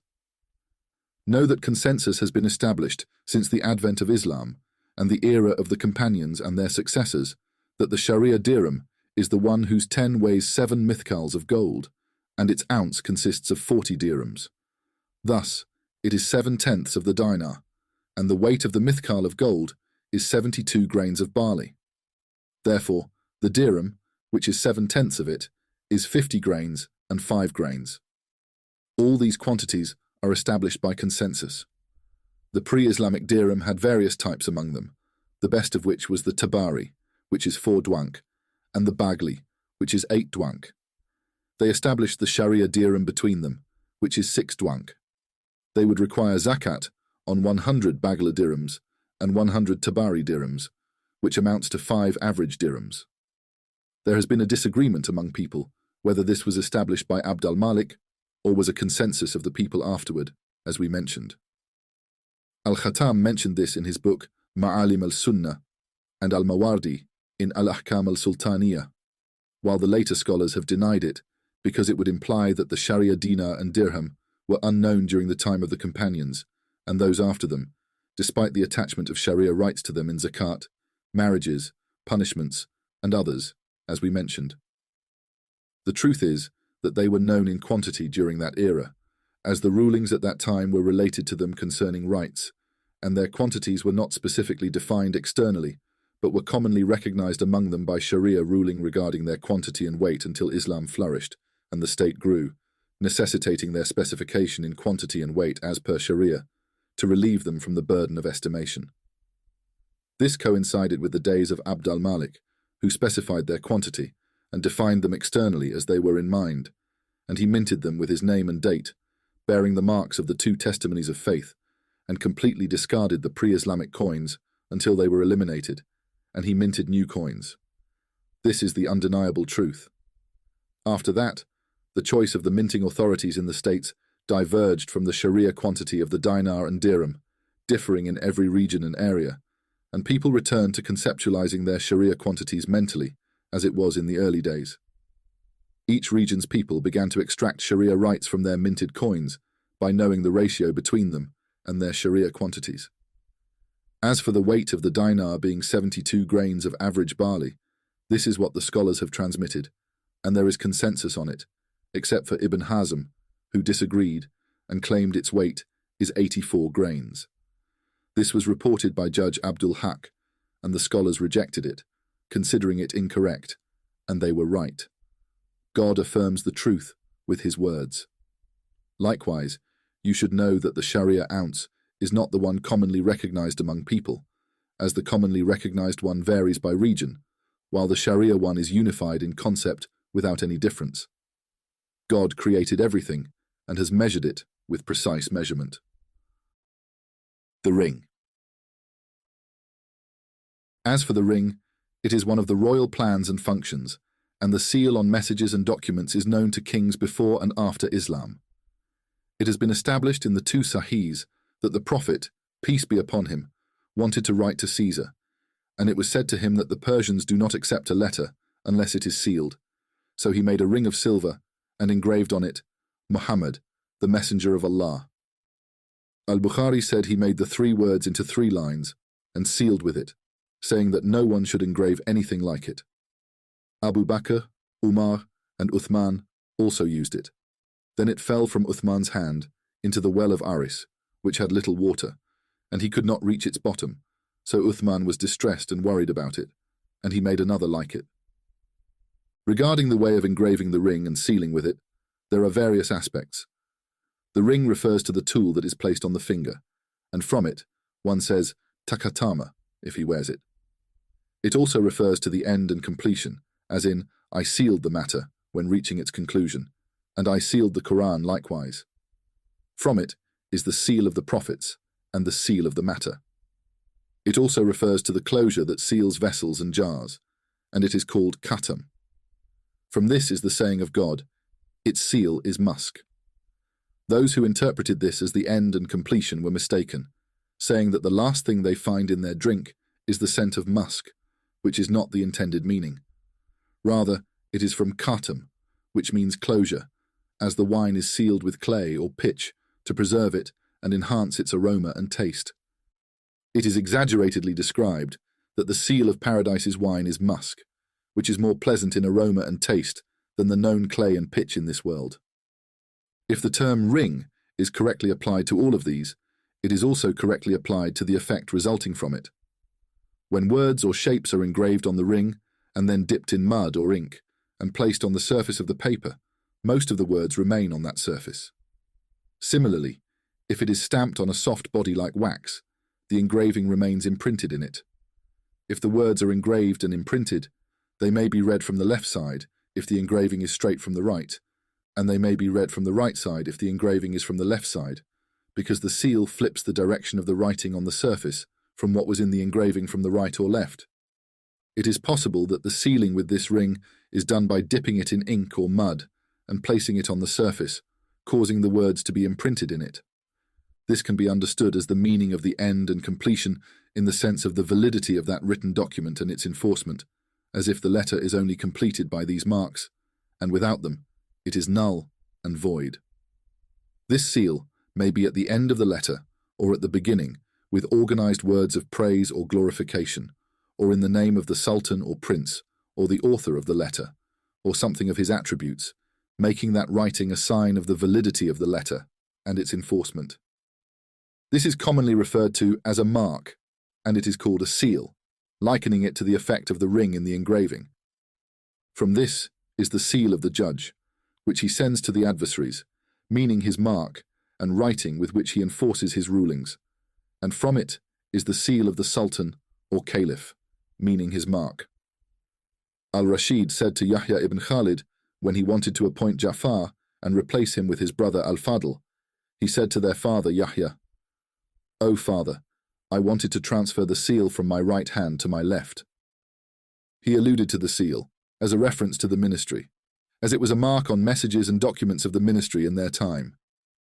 What Al-Tabari reported supports this usage, that Muawiyah sent to Al-Hasan, when he was negotiating with him for reconciliation, a blank document sealed at the bottom, writing to him to stipulate in this document, which was sealed at the bottom, whatever you wish, for it is yours. The meaning of the seal here is a mark at the end of the document in his handwriting or otherwise, and it is possible to seal it on a soft body, so that its letters are imprinted in it, and it is placed on the place of binding of the letter when it is bound and on the deposits, and it is from the closure as mentioned before. In both cases, the effects of the seal are referred to as a seal. The first to use the term seal for the document, meaning the mark, was Muawiyah, as he ordered Umar ibn al-Zubair at Ziyad in Kufa to give him 100,000. He opened the document, made the 100 into 200, and raised Ziyad's account, so Muawiyah denied it and demanded it from Umar, imprisoning him until his brother Abdullah paid it for him. At that time, Muawiyah established the Diwan al-Khatam. Al-Tabari mentioned this, and others said he bound the documents, meaning he made them secure. The Diwan al-Khatam refers to the scribes responsible for executing the Sultan's letters and sealing them either with a mark or by binding. The term Diwan may also refer to the place where these scribes sit, as we mentioned in the Diwan al-A'mal. The binding of documents can be done either by inserting paper, as is customary among the scribes of the Maghreb, or by sticking the head of the document to what it contains from the letter, as is customary among the people of the East. A mark may be placed on the insertion or sticking area to secure it from being opened and inspected. The people of the Maghreb place a piece of wax on the insertion area and seal it with a ring engraved with a mark, so the engraving is imprinted in the wax. In the East, in ancient states, they would seal the sticking area with an engraved ring that had also been dipped in mud, prepared for that, dyed red, so that engraving would be imprinted on it. This mud in the Abbasid state was known as khatam mud, which was brought from Siraf, indicating that it was specific to it. Thus, this ring, which is the written or engraved mark for the closure and binding of documents, is specific to the Diwan of messages, and it was for the minister in the Abbasid state. Then the custom changed, and it became for those who send messages, and the diwan of scribes in the state. Then they became in the Maghreb states regarded as symbols of kingship and its signs, with the ring for the finger, so they sought to make it from gold, and adorned it with gems of rubies, turquoise, and emeralds, and the Sultan wears it as a symbol in their custom, just as the cloak and staff were in the Abbasid state, and the parasol in the Fatimid state. And God is the disposer of affairs by his decree. The style. From the grandeur of kings and sultans and the customs of states, it is customary to inscribe their names or distinctive marks on the fabric of their garments, made of silk, brocade, or satin.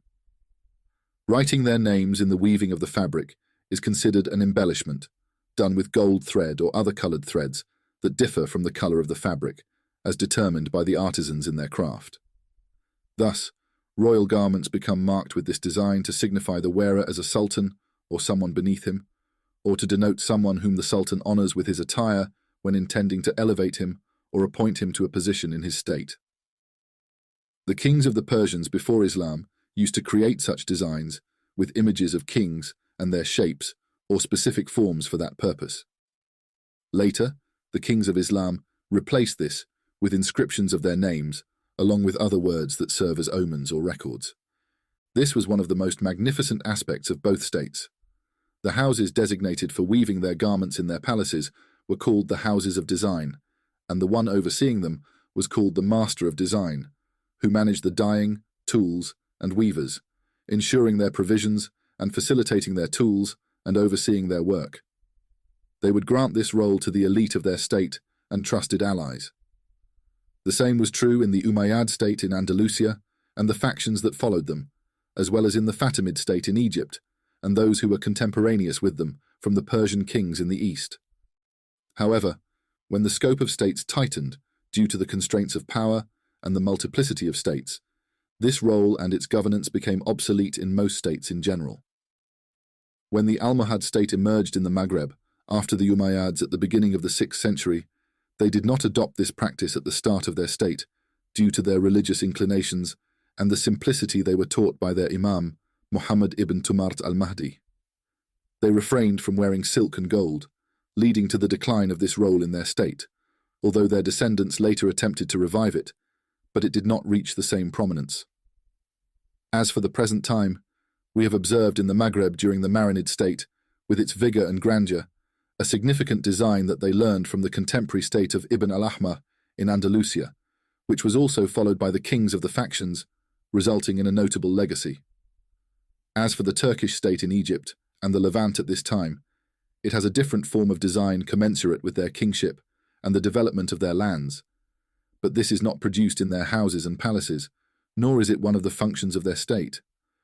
Rather, what the state requires is woven by artisans from silk and pure gold, which they call zarkash, an alien term, and the name of the sultan or prince is inscribed on it, prepared by the artisans for what they consider suitable for the state in terms of craftsmanship. And Allah is the determiner of the night and the day, and Allah is the best of inheritors. The tents and the fence.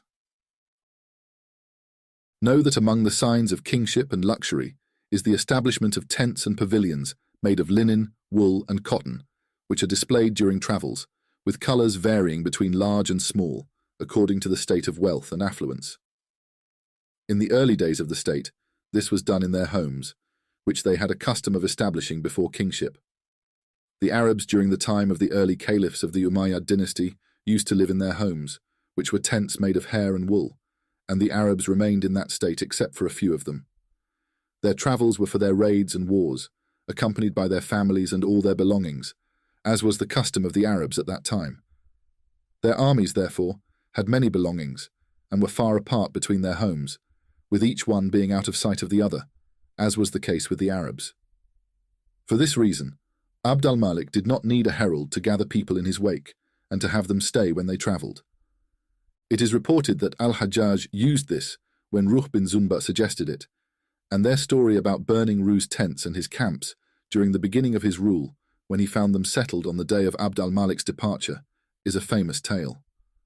From this rule, one can understand al-Hajjaj's rank among the Arabs, for only one who is secure from the foolishness of the fools of their tribes can take charge of their movements. This is due to his tribal strength that prevents such foolishness, and thus Abd al-Malik entrusted him with this rank, confident in his ability to manage it with his tribal support and strictness. When the Arab state diversified in its methods of civilization and luxury, and they settled in cities and moved from living in tents to residing in palaces, and from riding on the backs of camels to horses, they adopted linen clothing for their travels, using various shaped tents, estimated in sizes from round to rectangular and square.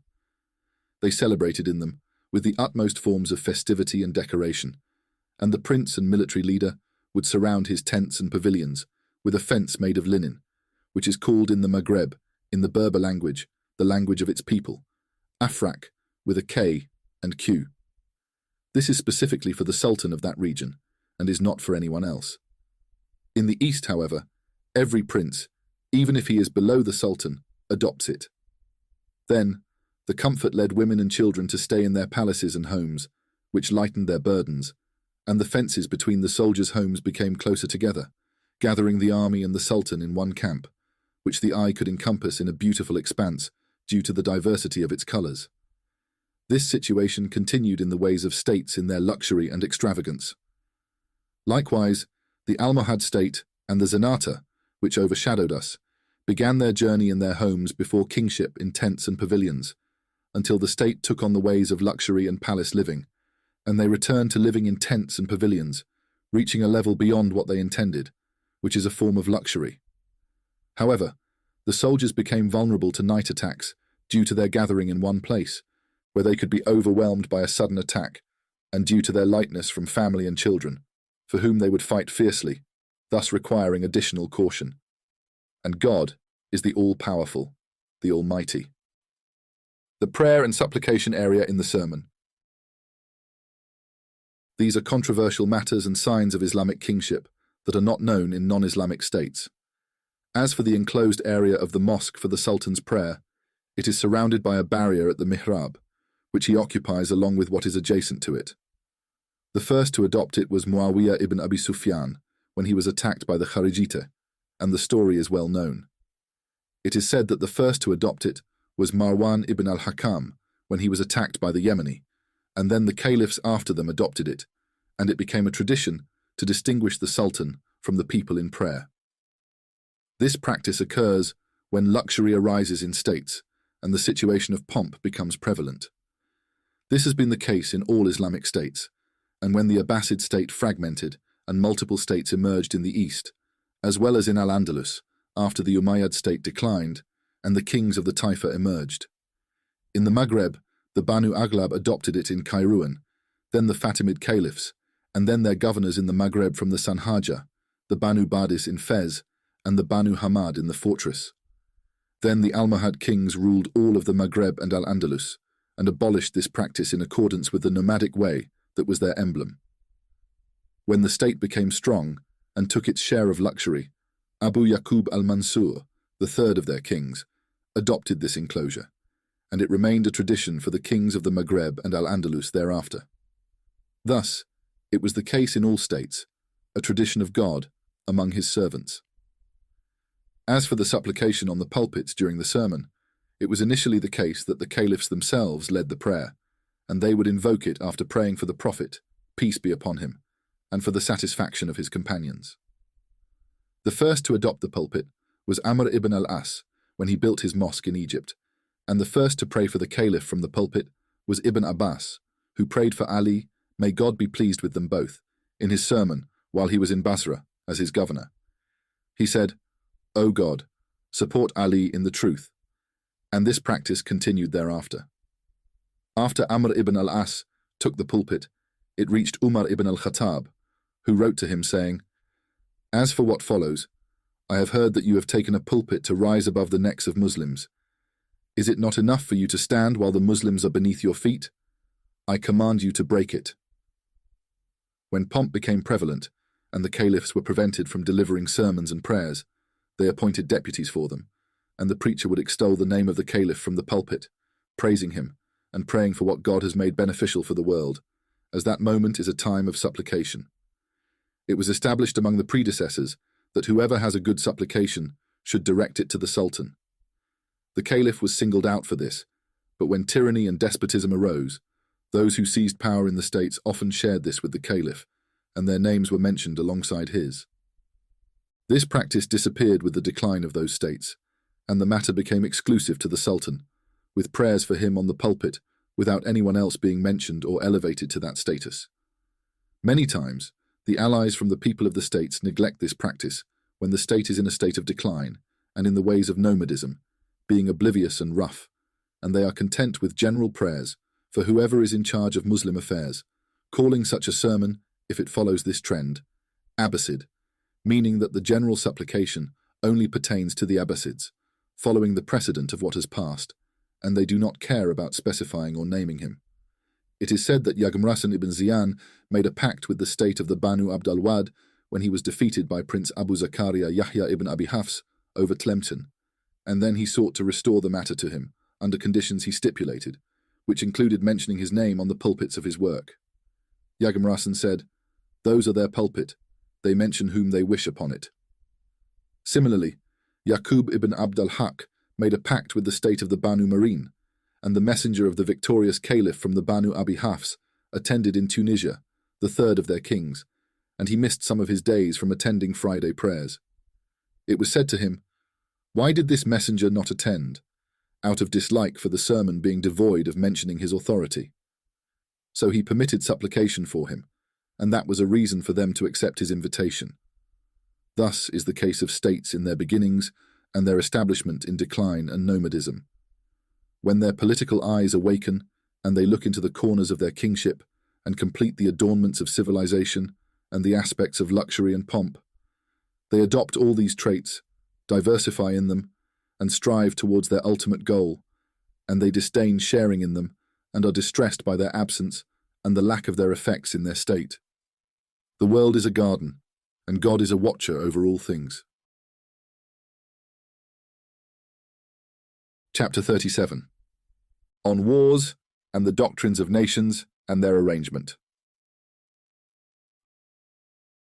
Know that wars and types of fighting have always existed in the caliphate since God created it, and their origin is the desire for revenge among some humans against others, with each group being loyal to its own cause.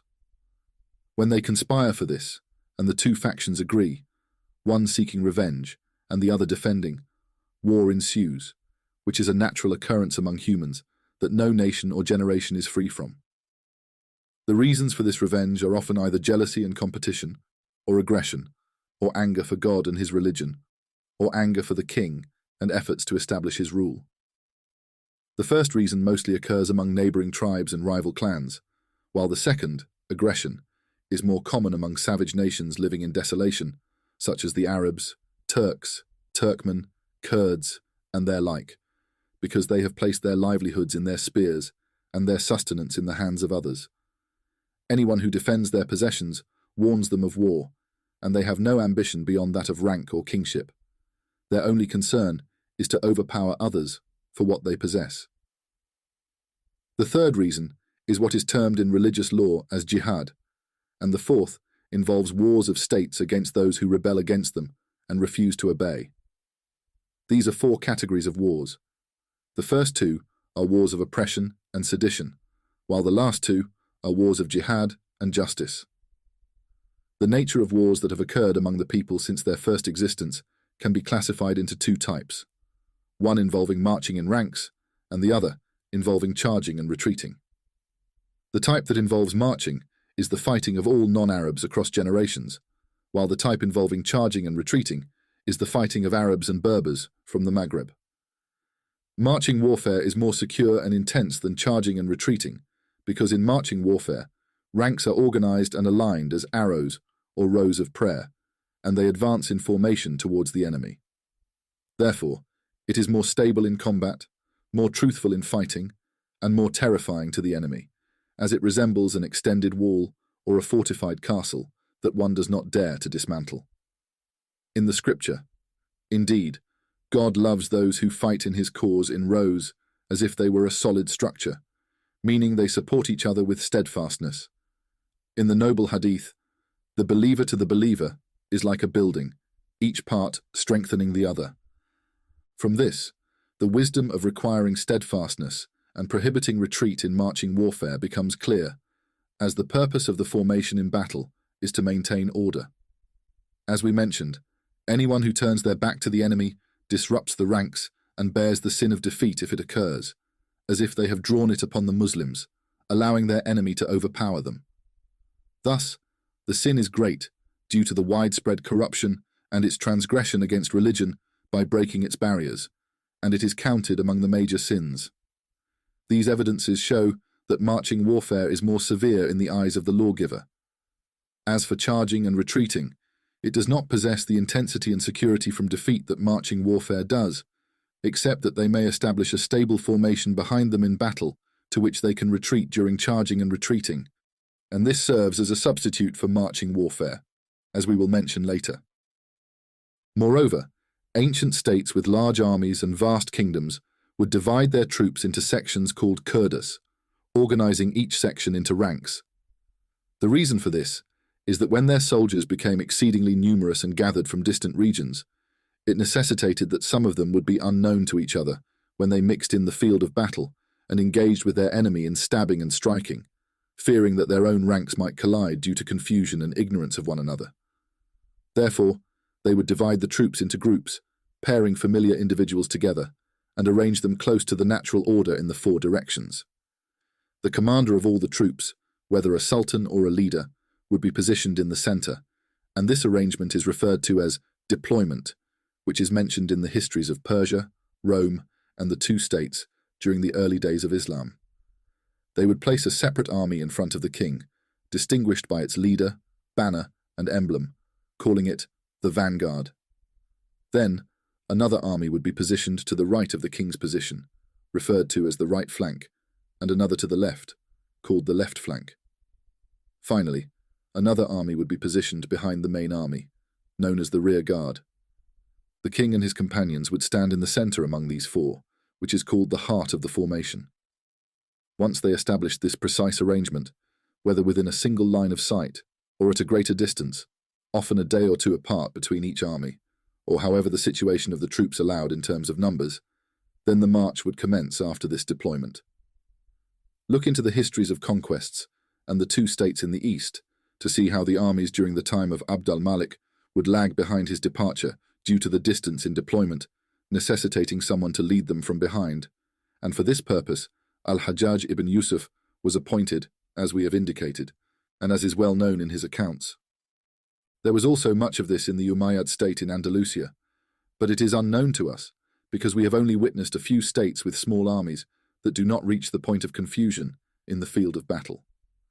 Rather, most armies from both factions would gather in a single location or city, and each individual would recognize their counterpart and call them by name and title in the heat of battle, thus rendering that deployment unnecessary. Among the tactics of those who charge and retreat in wars is to place barriers made of inanimate objects and animals behind their army, using them as a refuge for cavalry during their charges and retreats, seeking to establish stability in combat to make it more enduring and closer to victory. The people of marching warfare would also do this to increase their steadiness and intensity. The Persians, who were of the marching type, would use elephants in battles, loading them with wooden towers resembling fortresses filled with fighters, weapons, and banners, positioning them behind them in the heat of battle as if they were fortifications, thus strengthening their spirits and increasing their confidence. Look at what happened in the Battle of Qadisiyah, where on the third day the Persians pressed hard against the Muslims until brave Arab warriors mixed with them and struck them with swords on their trunks, causing them to flee and retreat to their encampments in the cities. Consequently, the Persian camp was weakened, and they were defeated on the fourth day. As for the Romans and the kings of the Visigoths in Andalusia and most of the non-Arabs, they would set up beds for the king in the heat of battle, surrounded by his servants, entourage, and soldiers, with a leader who was determined to protect him. Banners would be raised at the corners of the bed, and another barrier of archers and infantry would encircle it, thus magnifying the structure of the bed and making it a refuge for combatants and a shelter for charging and retreating. The Persians did this during the days of Qadisiyah, and Rustam was seated on a bed set up for him until the ranks of the Persians became mixed, and the Arabs engaged him on that bed, forcing him to retreat to the Euphrates, where he was killed. As for the Arabs, and most of the nomadic tribes, they would arrange their camels and the mounts carrying their women behind them, creating a refuge for themselves, calling it the gathered. No nation is without its own method in wars, and it is seen as more secure in the fray and safer from defeat, which is an observable matter that states have neglected in our time, replacing it with the burden-bearing mounts and tents, which do not provide the same security as elephants and camels. Thus, the armies became vulnerable to defeats and prone to fleeing in critical situations. In the early days of Islam, all warfare was of the marching type, and the Arabs only knew of charging and retreating. However, two factors compelled them to adopt the marching style at the beginning of Islam. One was that their enemies fought in a marching manner, forcing them to engage in similar combat. The second was that they were determined in their jihad due to their desire for patience and the deep-rooted faith within them, as marching towards martyrdom was closer to their goal. The first to abolish the ranks in warfare and shift to the deployment of Kurdas was Marwan ibn al-Hakam in the battle against the externalist al-Dahak and the Jabiri after him. Al-Tabari mentioned regarding the battle with the Jabiri, the externalists appointed Shiban ibn Abdul Aziz al-Yashkuri, nicknamed Abu al-Dulafa, to lead them, and Marwan later fought them with the Kurdas and abolished the ranks from that day onward. Thus, the practice of marching warfare was forgotten with the abolition of ranks, and the ranks behind the combatants were neglected due to the luxury that entered states.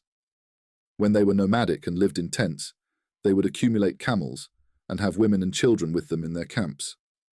However, when they attained the luxury of kingship and became accustomed to living in palaces and cities, abandoning the ways of the desert and wilderness, they forgot the era of camels and women, and the luxury of kingship led them to adopt tents and pavilions, relying solely on burden-bearing mounts and buildings. This became their characteristic in warfare, which did not provide the same effectiveness, as it did not inspire the same determination as family and wealth do, thus diminishing their patience and causing their ranks to falter. As we mentioned regarding the placement of barriers behind the armies and its importance in charging and retreating, the kings of the Maghreb began to employ a group of Franks in their armies, specifically for this reason, as the fighting of their own people was entirely of the charging and retreating type. The Sultan was particularly concerned with establishing barriers to serve as support for the combatants in front of him, so it was necessary for those in that formation to be individuals accustomed to steadfastness in marching. Otherwise, they would flee like those who charge and retreat, leading to the Sultan and his troops being defeated due to their panic. Thus, the kings in the Maghreb needed to recruit an army from this people accustomed to steadfastness in marching, which were the Franks, and they would arrange their ranks surrounding them. This, despite its reliance on the assistance of non-believers, was deemed necessary due to the fear of panic affecting the Sultan's ranks. The Franks knew nothing but steadfastness in that regard, as their custom in battle was marching, making them more capable of it than others. However, the kings in the Maghreb would only do this in wars against the nations of the Arabs and Berbers, and in fighting for obedience, while in jihad, they would not seek their assistance out of fear of their collusion against the Muslims. This is the reality of the present time, and we have presented its cause, and God is all-knowing of everything. We have learned that the nations of the Turks, at this time, engage in fighting with arrows, and that their deployment in war is in ranks, dividing into 3 lines, striking one line behind another, dismounting from their horses, and releasing their arrows before them, then engaging in combat while seated, with each line supporting the one in front of it against the enemy, until victory is achieved for one of the 2 factions over the other. This is a well-organized and unique deployment. Among the tactics of the first in their wars was to dig trenches around their camp when they were about to engage in marching, to guard against the dangers of night raids and attacks on the camp at night, as the darkness and desolation multiply fear, causing the army to flee, and souls find in the darkness a cover from disgrace. If they were equal in this regard, the army would panic, and defeat would occur. Therefore, they would dig trenches around their camp when they settled and set up their tents, encircling themselves with ditches on all sides to prevent the enemy from mixing with them during night raids, which would cause them to falter. States had strength and power in such matters due to the gathering of men and the unification of efforts in every place they occupied, thanks to their abundant civilization and the vastness of their kingdoms.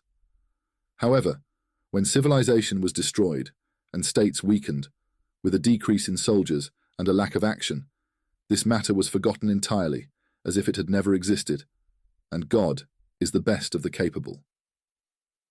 Look at the advice of Ali, may God be pleased with him, and his encouragement to his companions on the day of Siffin. You will find much knowledge of warfare, and no one was more knowledgeable than him. He said in one of his speeches, "Align your ranks like a solid structure, and place the armored in front and the unarmored behind, and bite down on your molars, for it is more effective against swords aimed at the heads. Angle your spears, for it protects the tips, and lower your gazes, for it steadies the heart and calms the souls. Lower your voices, for it drives away fear and is more dignified. Raise your banners, and do not tilt them, nor place them except in the hands of your brave men. Seek help through truthfulness and patience, for victory is proportionate to patience." Al-Ashtar, on that day, encouraged the Azd. Bite down on your molars, and face the enemy with your heads, and charge like a people seeking revenge for their fathers and brothers, filled with rage against their enemy, having prepared themselves for death, so that they do not fall behind in revenge, nor suffer disgrace in this world. Much of this was indicated by Abu Bakr al-Sayrafi, a poet of Mutuna and the people of Andalusia, in a verse praising Tashfin ibn Ali ibn Yusuf, describing his steadfastness in a battle he witnessed, reminding him of matters of war in warnings that alert you to much knowledge of military strategy. He says, "O assembly that conceals itself, who among you is the valiant king, the most magnificent, and who has betrayed the enemy in the darkness? Each one disperses, yet remains unshaken. The knights advance, and the spears repel them. Loyalty destroys them, and they return. The night from the clarity of the banners. It is dawn upon the heads of the armies, shining. How have you fled, O sons of Sanhaja? To you, in fear, was the frightful one. A man whose eye has not been struck by you. A heart and soul surrendered to the ribs. You have turned away from Tashfin, and indeed, his punishment, if he wished, would be among you. You are nothing but hidden lions, each for the other, a dreadful sight. O Tashfin, establish for your army an excuse, at night, and the excuse that cannot be denied." Among the military strategies, I offer you from the art of strategy what the kings of Persia before you cherished. I do not know it, but it is a reminder that encourages the believers and benefits them. Wear the double rings that were advised by the makers of the crafts of Tubba, and the delicate Indian fabric, for it is sharper than the edge of a sword. Ride the swift horses, a number, a fortified stronghold with no cannon. When you strike a position, it is the same whether you follow the victorious or the defeated, and do not cross the valley, but settle by it. Between the enemy and your army, it will cut off. Make the engagement of armies in the evening, and behind you is the truth, which is the strongest. If the armies become tight in battle, expand the tips of the spears. Strike him first at the first moment. Do not care. For showing cowardice weakens resolve. And make the scouts among the noble. For truthfulness is their trait. Do not be deceived. Do not listen to the liar who brings you news. The liar has no opinion in what he does. This statement contradicts what people generally believe about warfare, as Umar said to Abu Ubaidah ibn Mas'ud al-Thaqafi when he appointed him to lead the war against Persia and Iraq. Listen and obey the companions of the Prophet, peace be upon him, and involve them in the matter, and do not rush to respond until you are certain, for this is war, and it is not suitable for a hasty man who knows the opportunity and restraint. He also said to him on another occasion, "Nothing prevents me from appointing Sulayt except his hastiness in war, and there is no hastiness in war except due to the clear loss. By God, if it were not for that, I would have appointed him, but war is only suitable for the patient man." This is the speech of Umar, who witnessed that being slow in war is preferable to being hasty until the situation of that war is clear, which is contrary to what the Sayrafi said, unless he means that striking after clarity has its justification, and God knows best. There is no trust in victory in war, even if its causes are present in terms of equipment and numbers. Rather, victory in it and dominance are a matter of chance and agreement. The explanation for this is that the causes of dominance are often a combination of apparent matters, such as armies and their abundance, the completeness and quality of weapons, the number of brave men, and the arrangement of ranks, along with the sincerity of the fight and similar matters. There are also hidden matters, which may involve human deception and their tricks in spreading fear and discrediting, as well as advancing to elevated positions to make the battle from above, leading the lower side to be misled.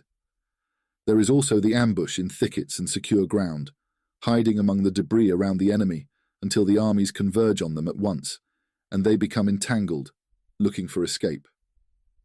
Such hidden causes often lead to defeat, as each side is eager for victory, and thus there must be an effect on one of them. Therefore, the Prophet, peace be upon him, said, "War is deception," and among the sayings of the Arabs is, "A clever trick is better than a tribe." It has become clear that victory in wars often arises from hidden causes that are not apparent, and the occurrence of events due to hidden causes is what is meant by luck, as established in its place. Consider this, and understand the occurrence of victory due to heavenly matters, as explained in the meaning of the Prophet's saying, "I was aided by terror for a month's journey," and what occurred in his lifetime of victories over the polytheists with a small number, and the victories of Muslims after him in conquests, as God Almighty took it upon himself to instill fear in the hearts of the disbelievers, so that they would be defeated as a miracle for his messenger, peace be upon him. Thus, fear in their hearts was a cause of defeat in all Islamic conquests, as it is hidden from the eyes. Al-Tartushi mentioned that one of the causes of victory in war is the superiority of the number of famous cavalrymen among the brave on one side over their number on the other side. For example, if one side has 10 or 20 famous brave men, and the other side has 8 or 16, the side with the greater number, even by one, will have the victory. He reiterated this and emphasized it, and it relates to the apparent causes we have presented, which is not correct. The correct and considered factor in victory is the presence of a single unifying group on one side and multiple factions on the other. This is because if the factions are multiple, there will be a lack of cohesion among them, similar to the situation of scattered individuals lacking unity. Each faction will then be treated as a single entity, and the side with multiple factions will not be able to resist the side with a single faction for that reason. Understand this, and know that it is more accurate in consideration than what Al-Tartushi proposed, as he did not take into account the matter of unity in a group, and that they only see defense and protection as arising from individuals and the community that emerges from them, without considering the unity of factions or lineage.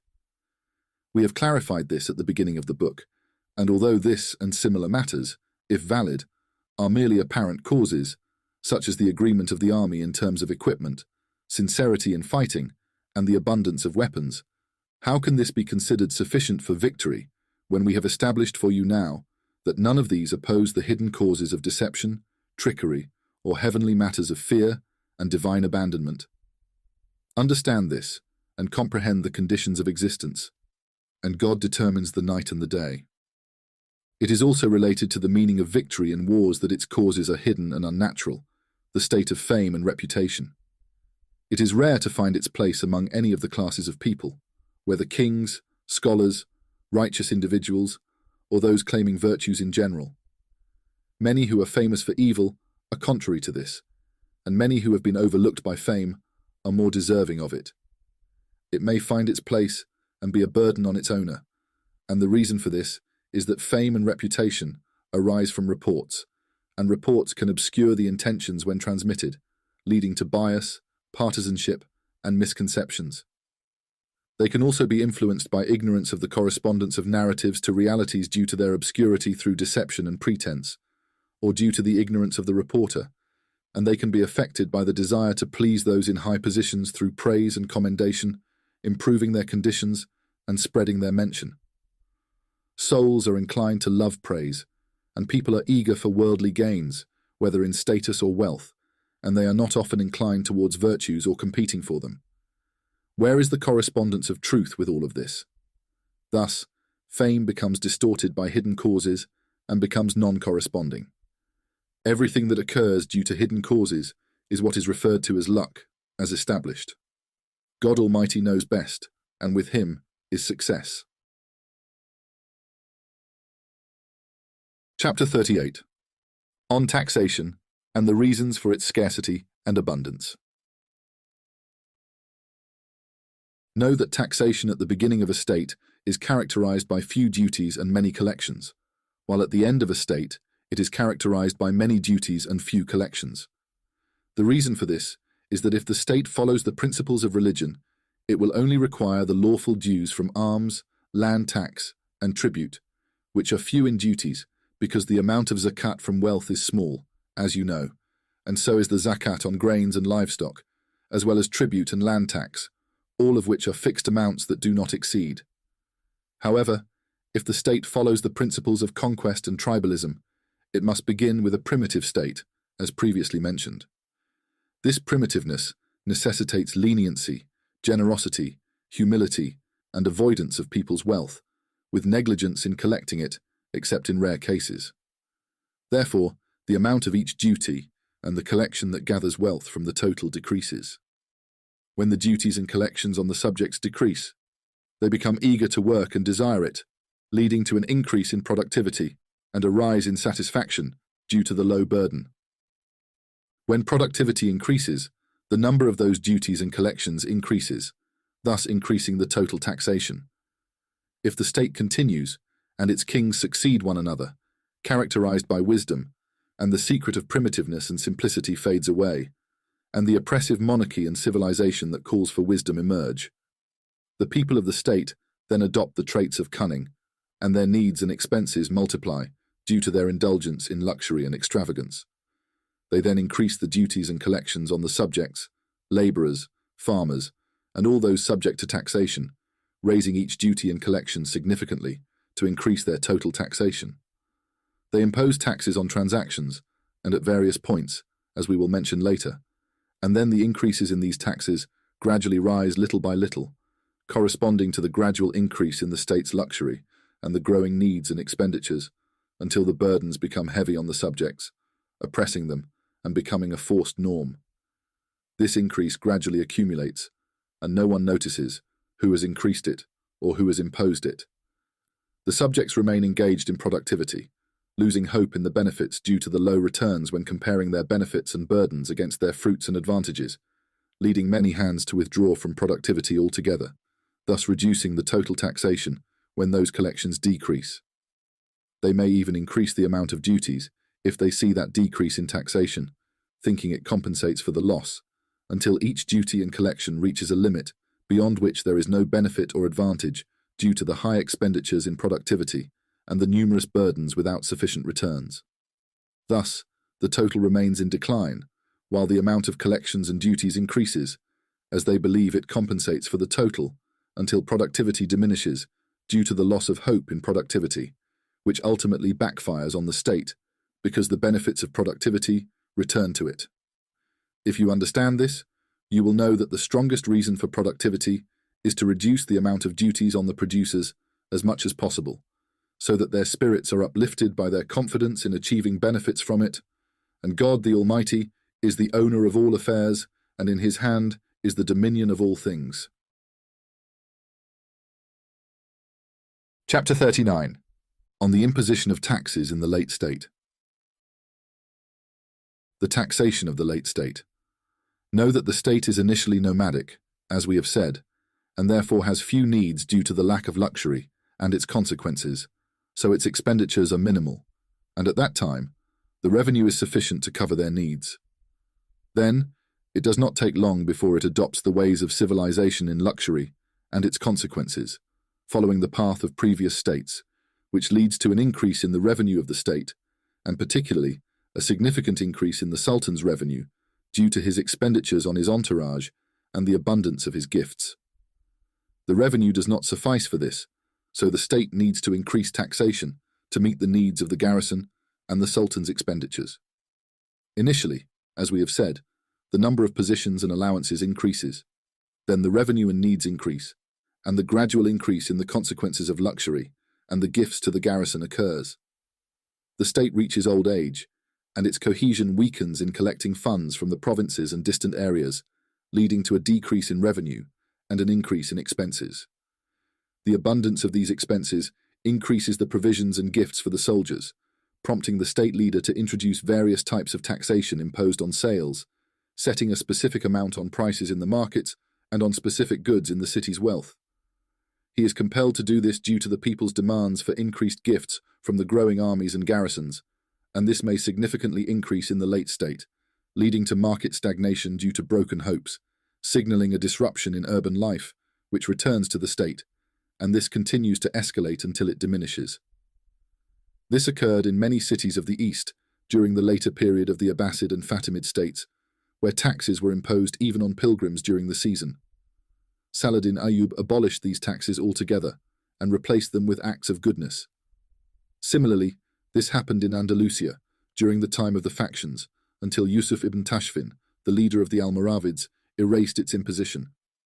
This also occurred in the cities of the Draid in Africa during this time when their leaders took control. And God knows best. Chapter 40. On the fact that trade from the ruler is harmful to the subjects and corrupts taxation.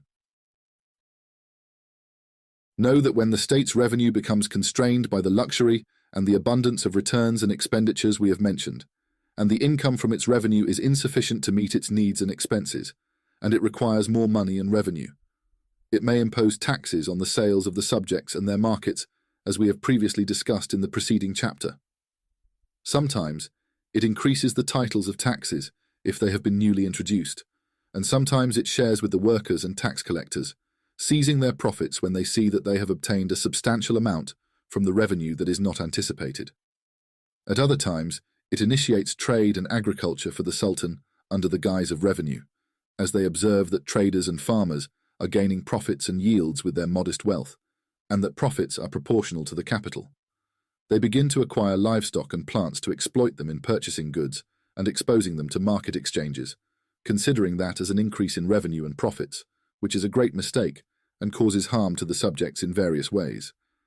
Firstly, it pressures farmers and traders in purchasing livestock and goods and facilitates the means for that, as the subjects are equal in wealth and close in status, and their competition with one another ends up at the limit of their resources or close to it.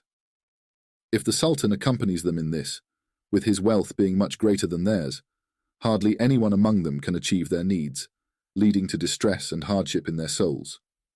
Furthermore, the Sultan may seize much of that if he encounters it fresh or at a lower price, or if he finds no one to negotiate with him in purchasing it, thus undervaluing it for its seller.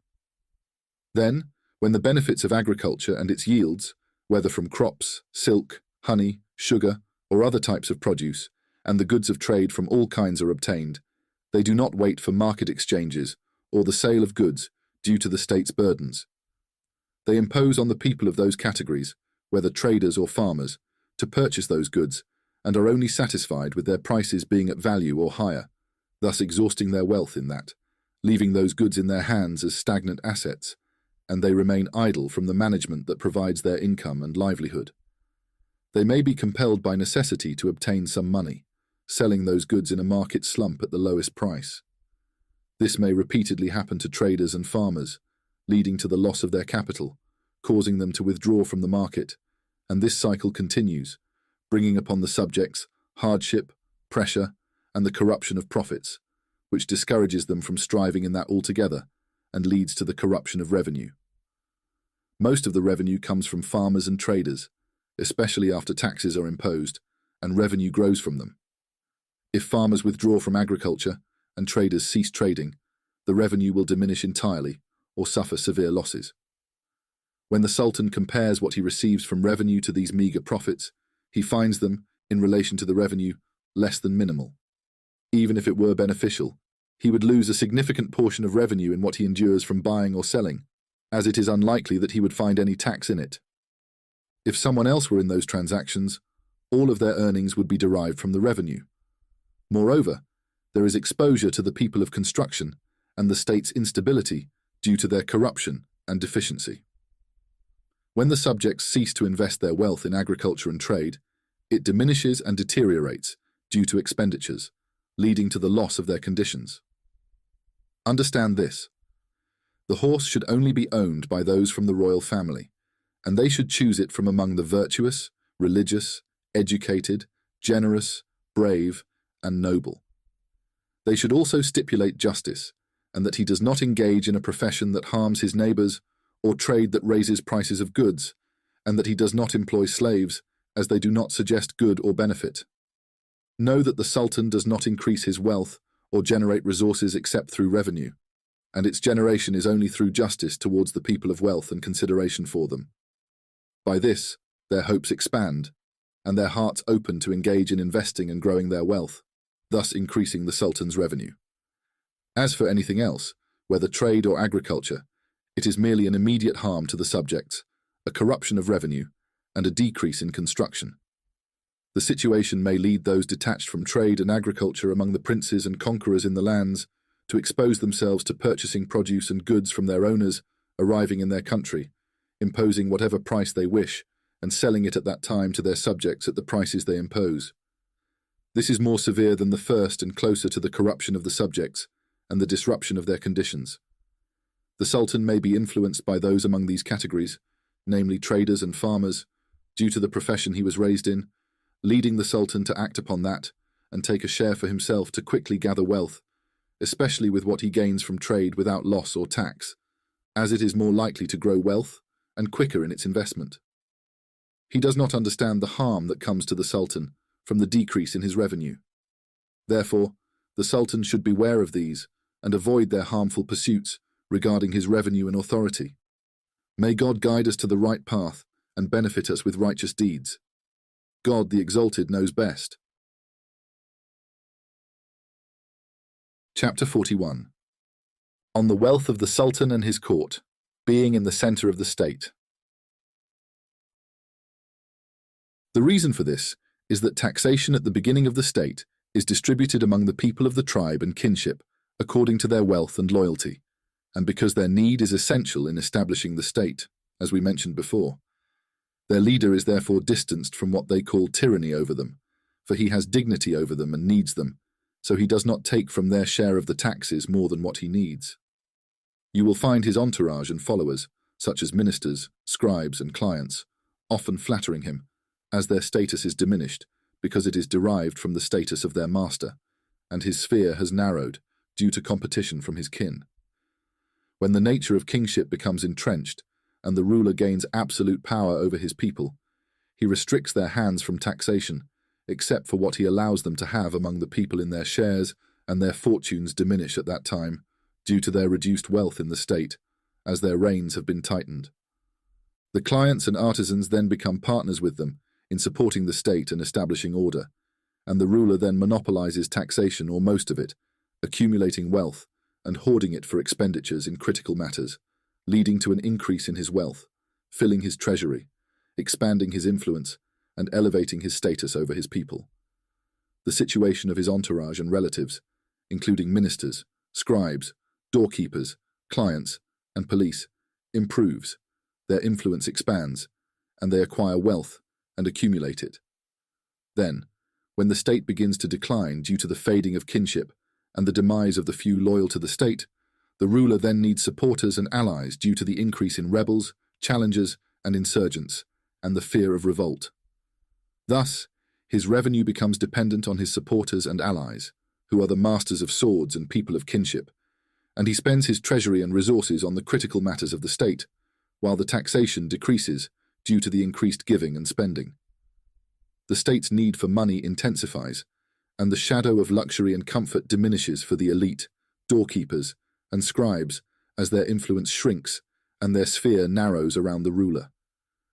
The ruler's need for money becomes acute, and the sons of his inner circle and entourage spend what their fathers had accumulated in ways other than assisting the ruler, turning away from the counsel that their fathers and predecessors had followed. The ruler sees himself as more deserving of the wealth that was acquired during the reign of his predecessors and through their influence, so he gradually seizes it from them, one by one, according to their ranks. The state then becomes ungrateful to them, and this results in the decline of the state due to the extinction of its entourage, its men, and the wealthy and privileged among its inner circle, leading to the collapse of many pillars of glory after they had supported and elevated it.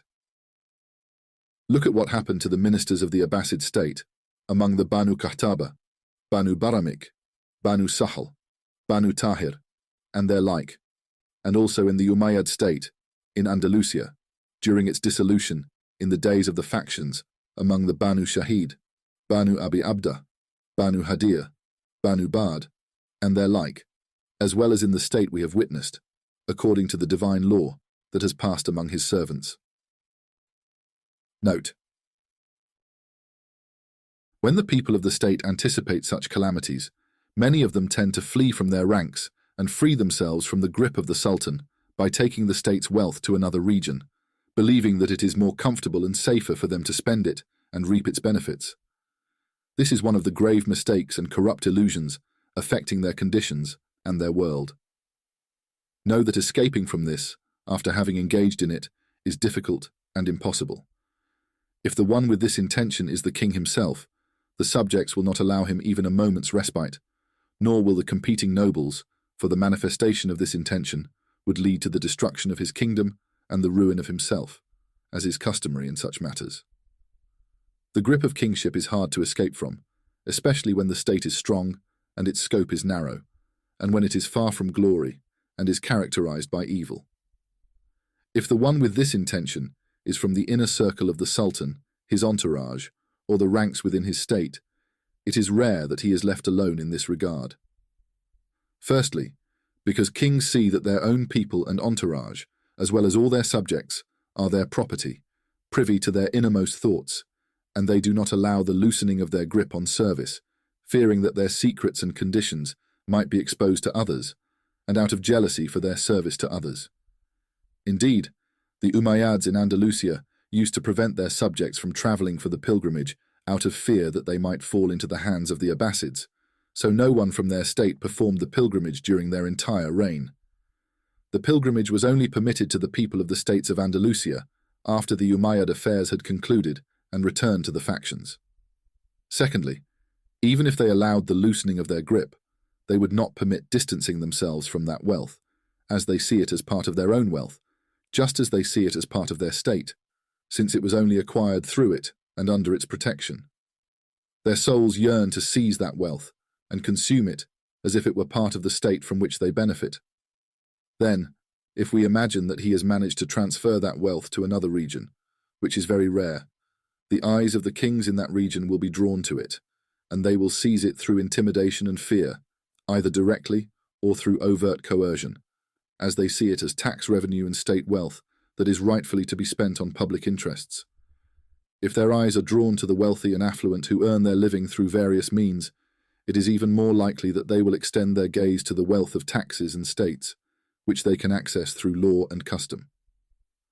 Sultan Abu Yahya Zakaria bin Ahmad al-Lihyani, the 9th or 10th king of the Hafsids in Ifriqiya, attempted to escape the burden of kingship and join Egypt to flee from the demands of the western frontier when he gathered forces to invade Tunisia.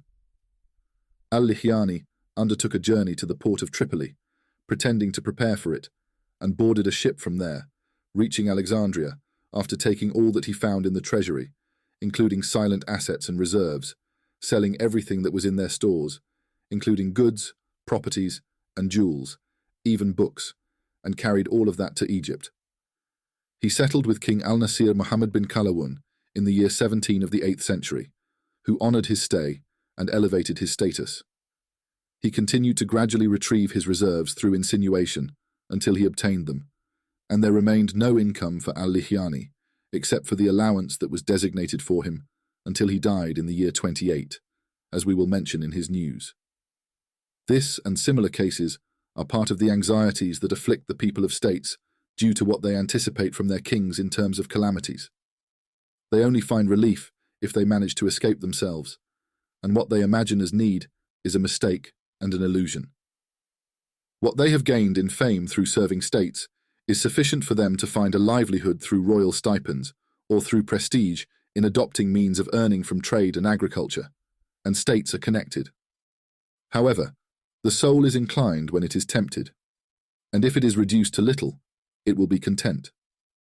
And God, the exalted, is the provider and the one who grants success by his grace and favor. And God knows best. Chapter 42. On the fact that a decrease in the grant from the ruler is a decrease in taxation. The reason for this is that the state and the Sultan are the greatest market of the world, and from it comes the material for construction.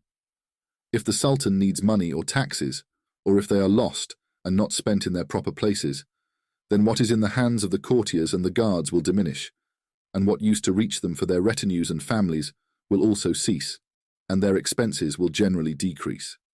They are the majority of the populace, and their expenses are a greater source for the markets than others. At that point, a recession will occur in the markets, profits in trade will weaken, and thus the revenue will decrease, because revenue and taxes come from construction, transactions, market activity, and people's demand for benefits and profits. The consequence of this will return to the state in the form of a deficit due to the decrease in the Sultan's funds at that time, with a reduction in revenue. The state, as we said, is the greatest market, the mother of all markets, and its source in income and expenditure. If it stagnates and its expenditures decrease, it is more likely that the subsequent markets will experience similar or worse conditions. Moreover, money is merely circulating between the subjects and the Sultan, from them to him and from him to them. If the Sultan hoards it, the subjects will lose it. This is God's law among his servants.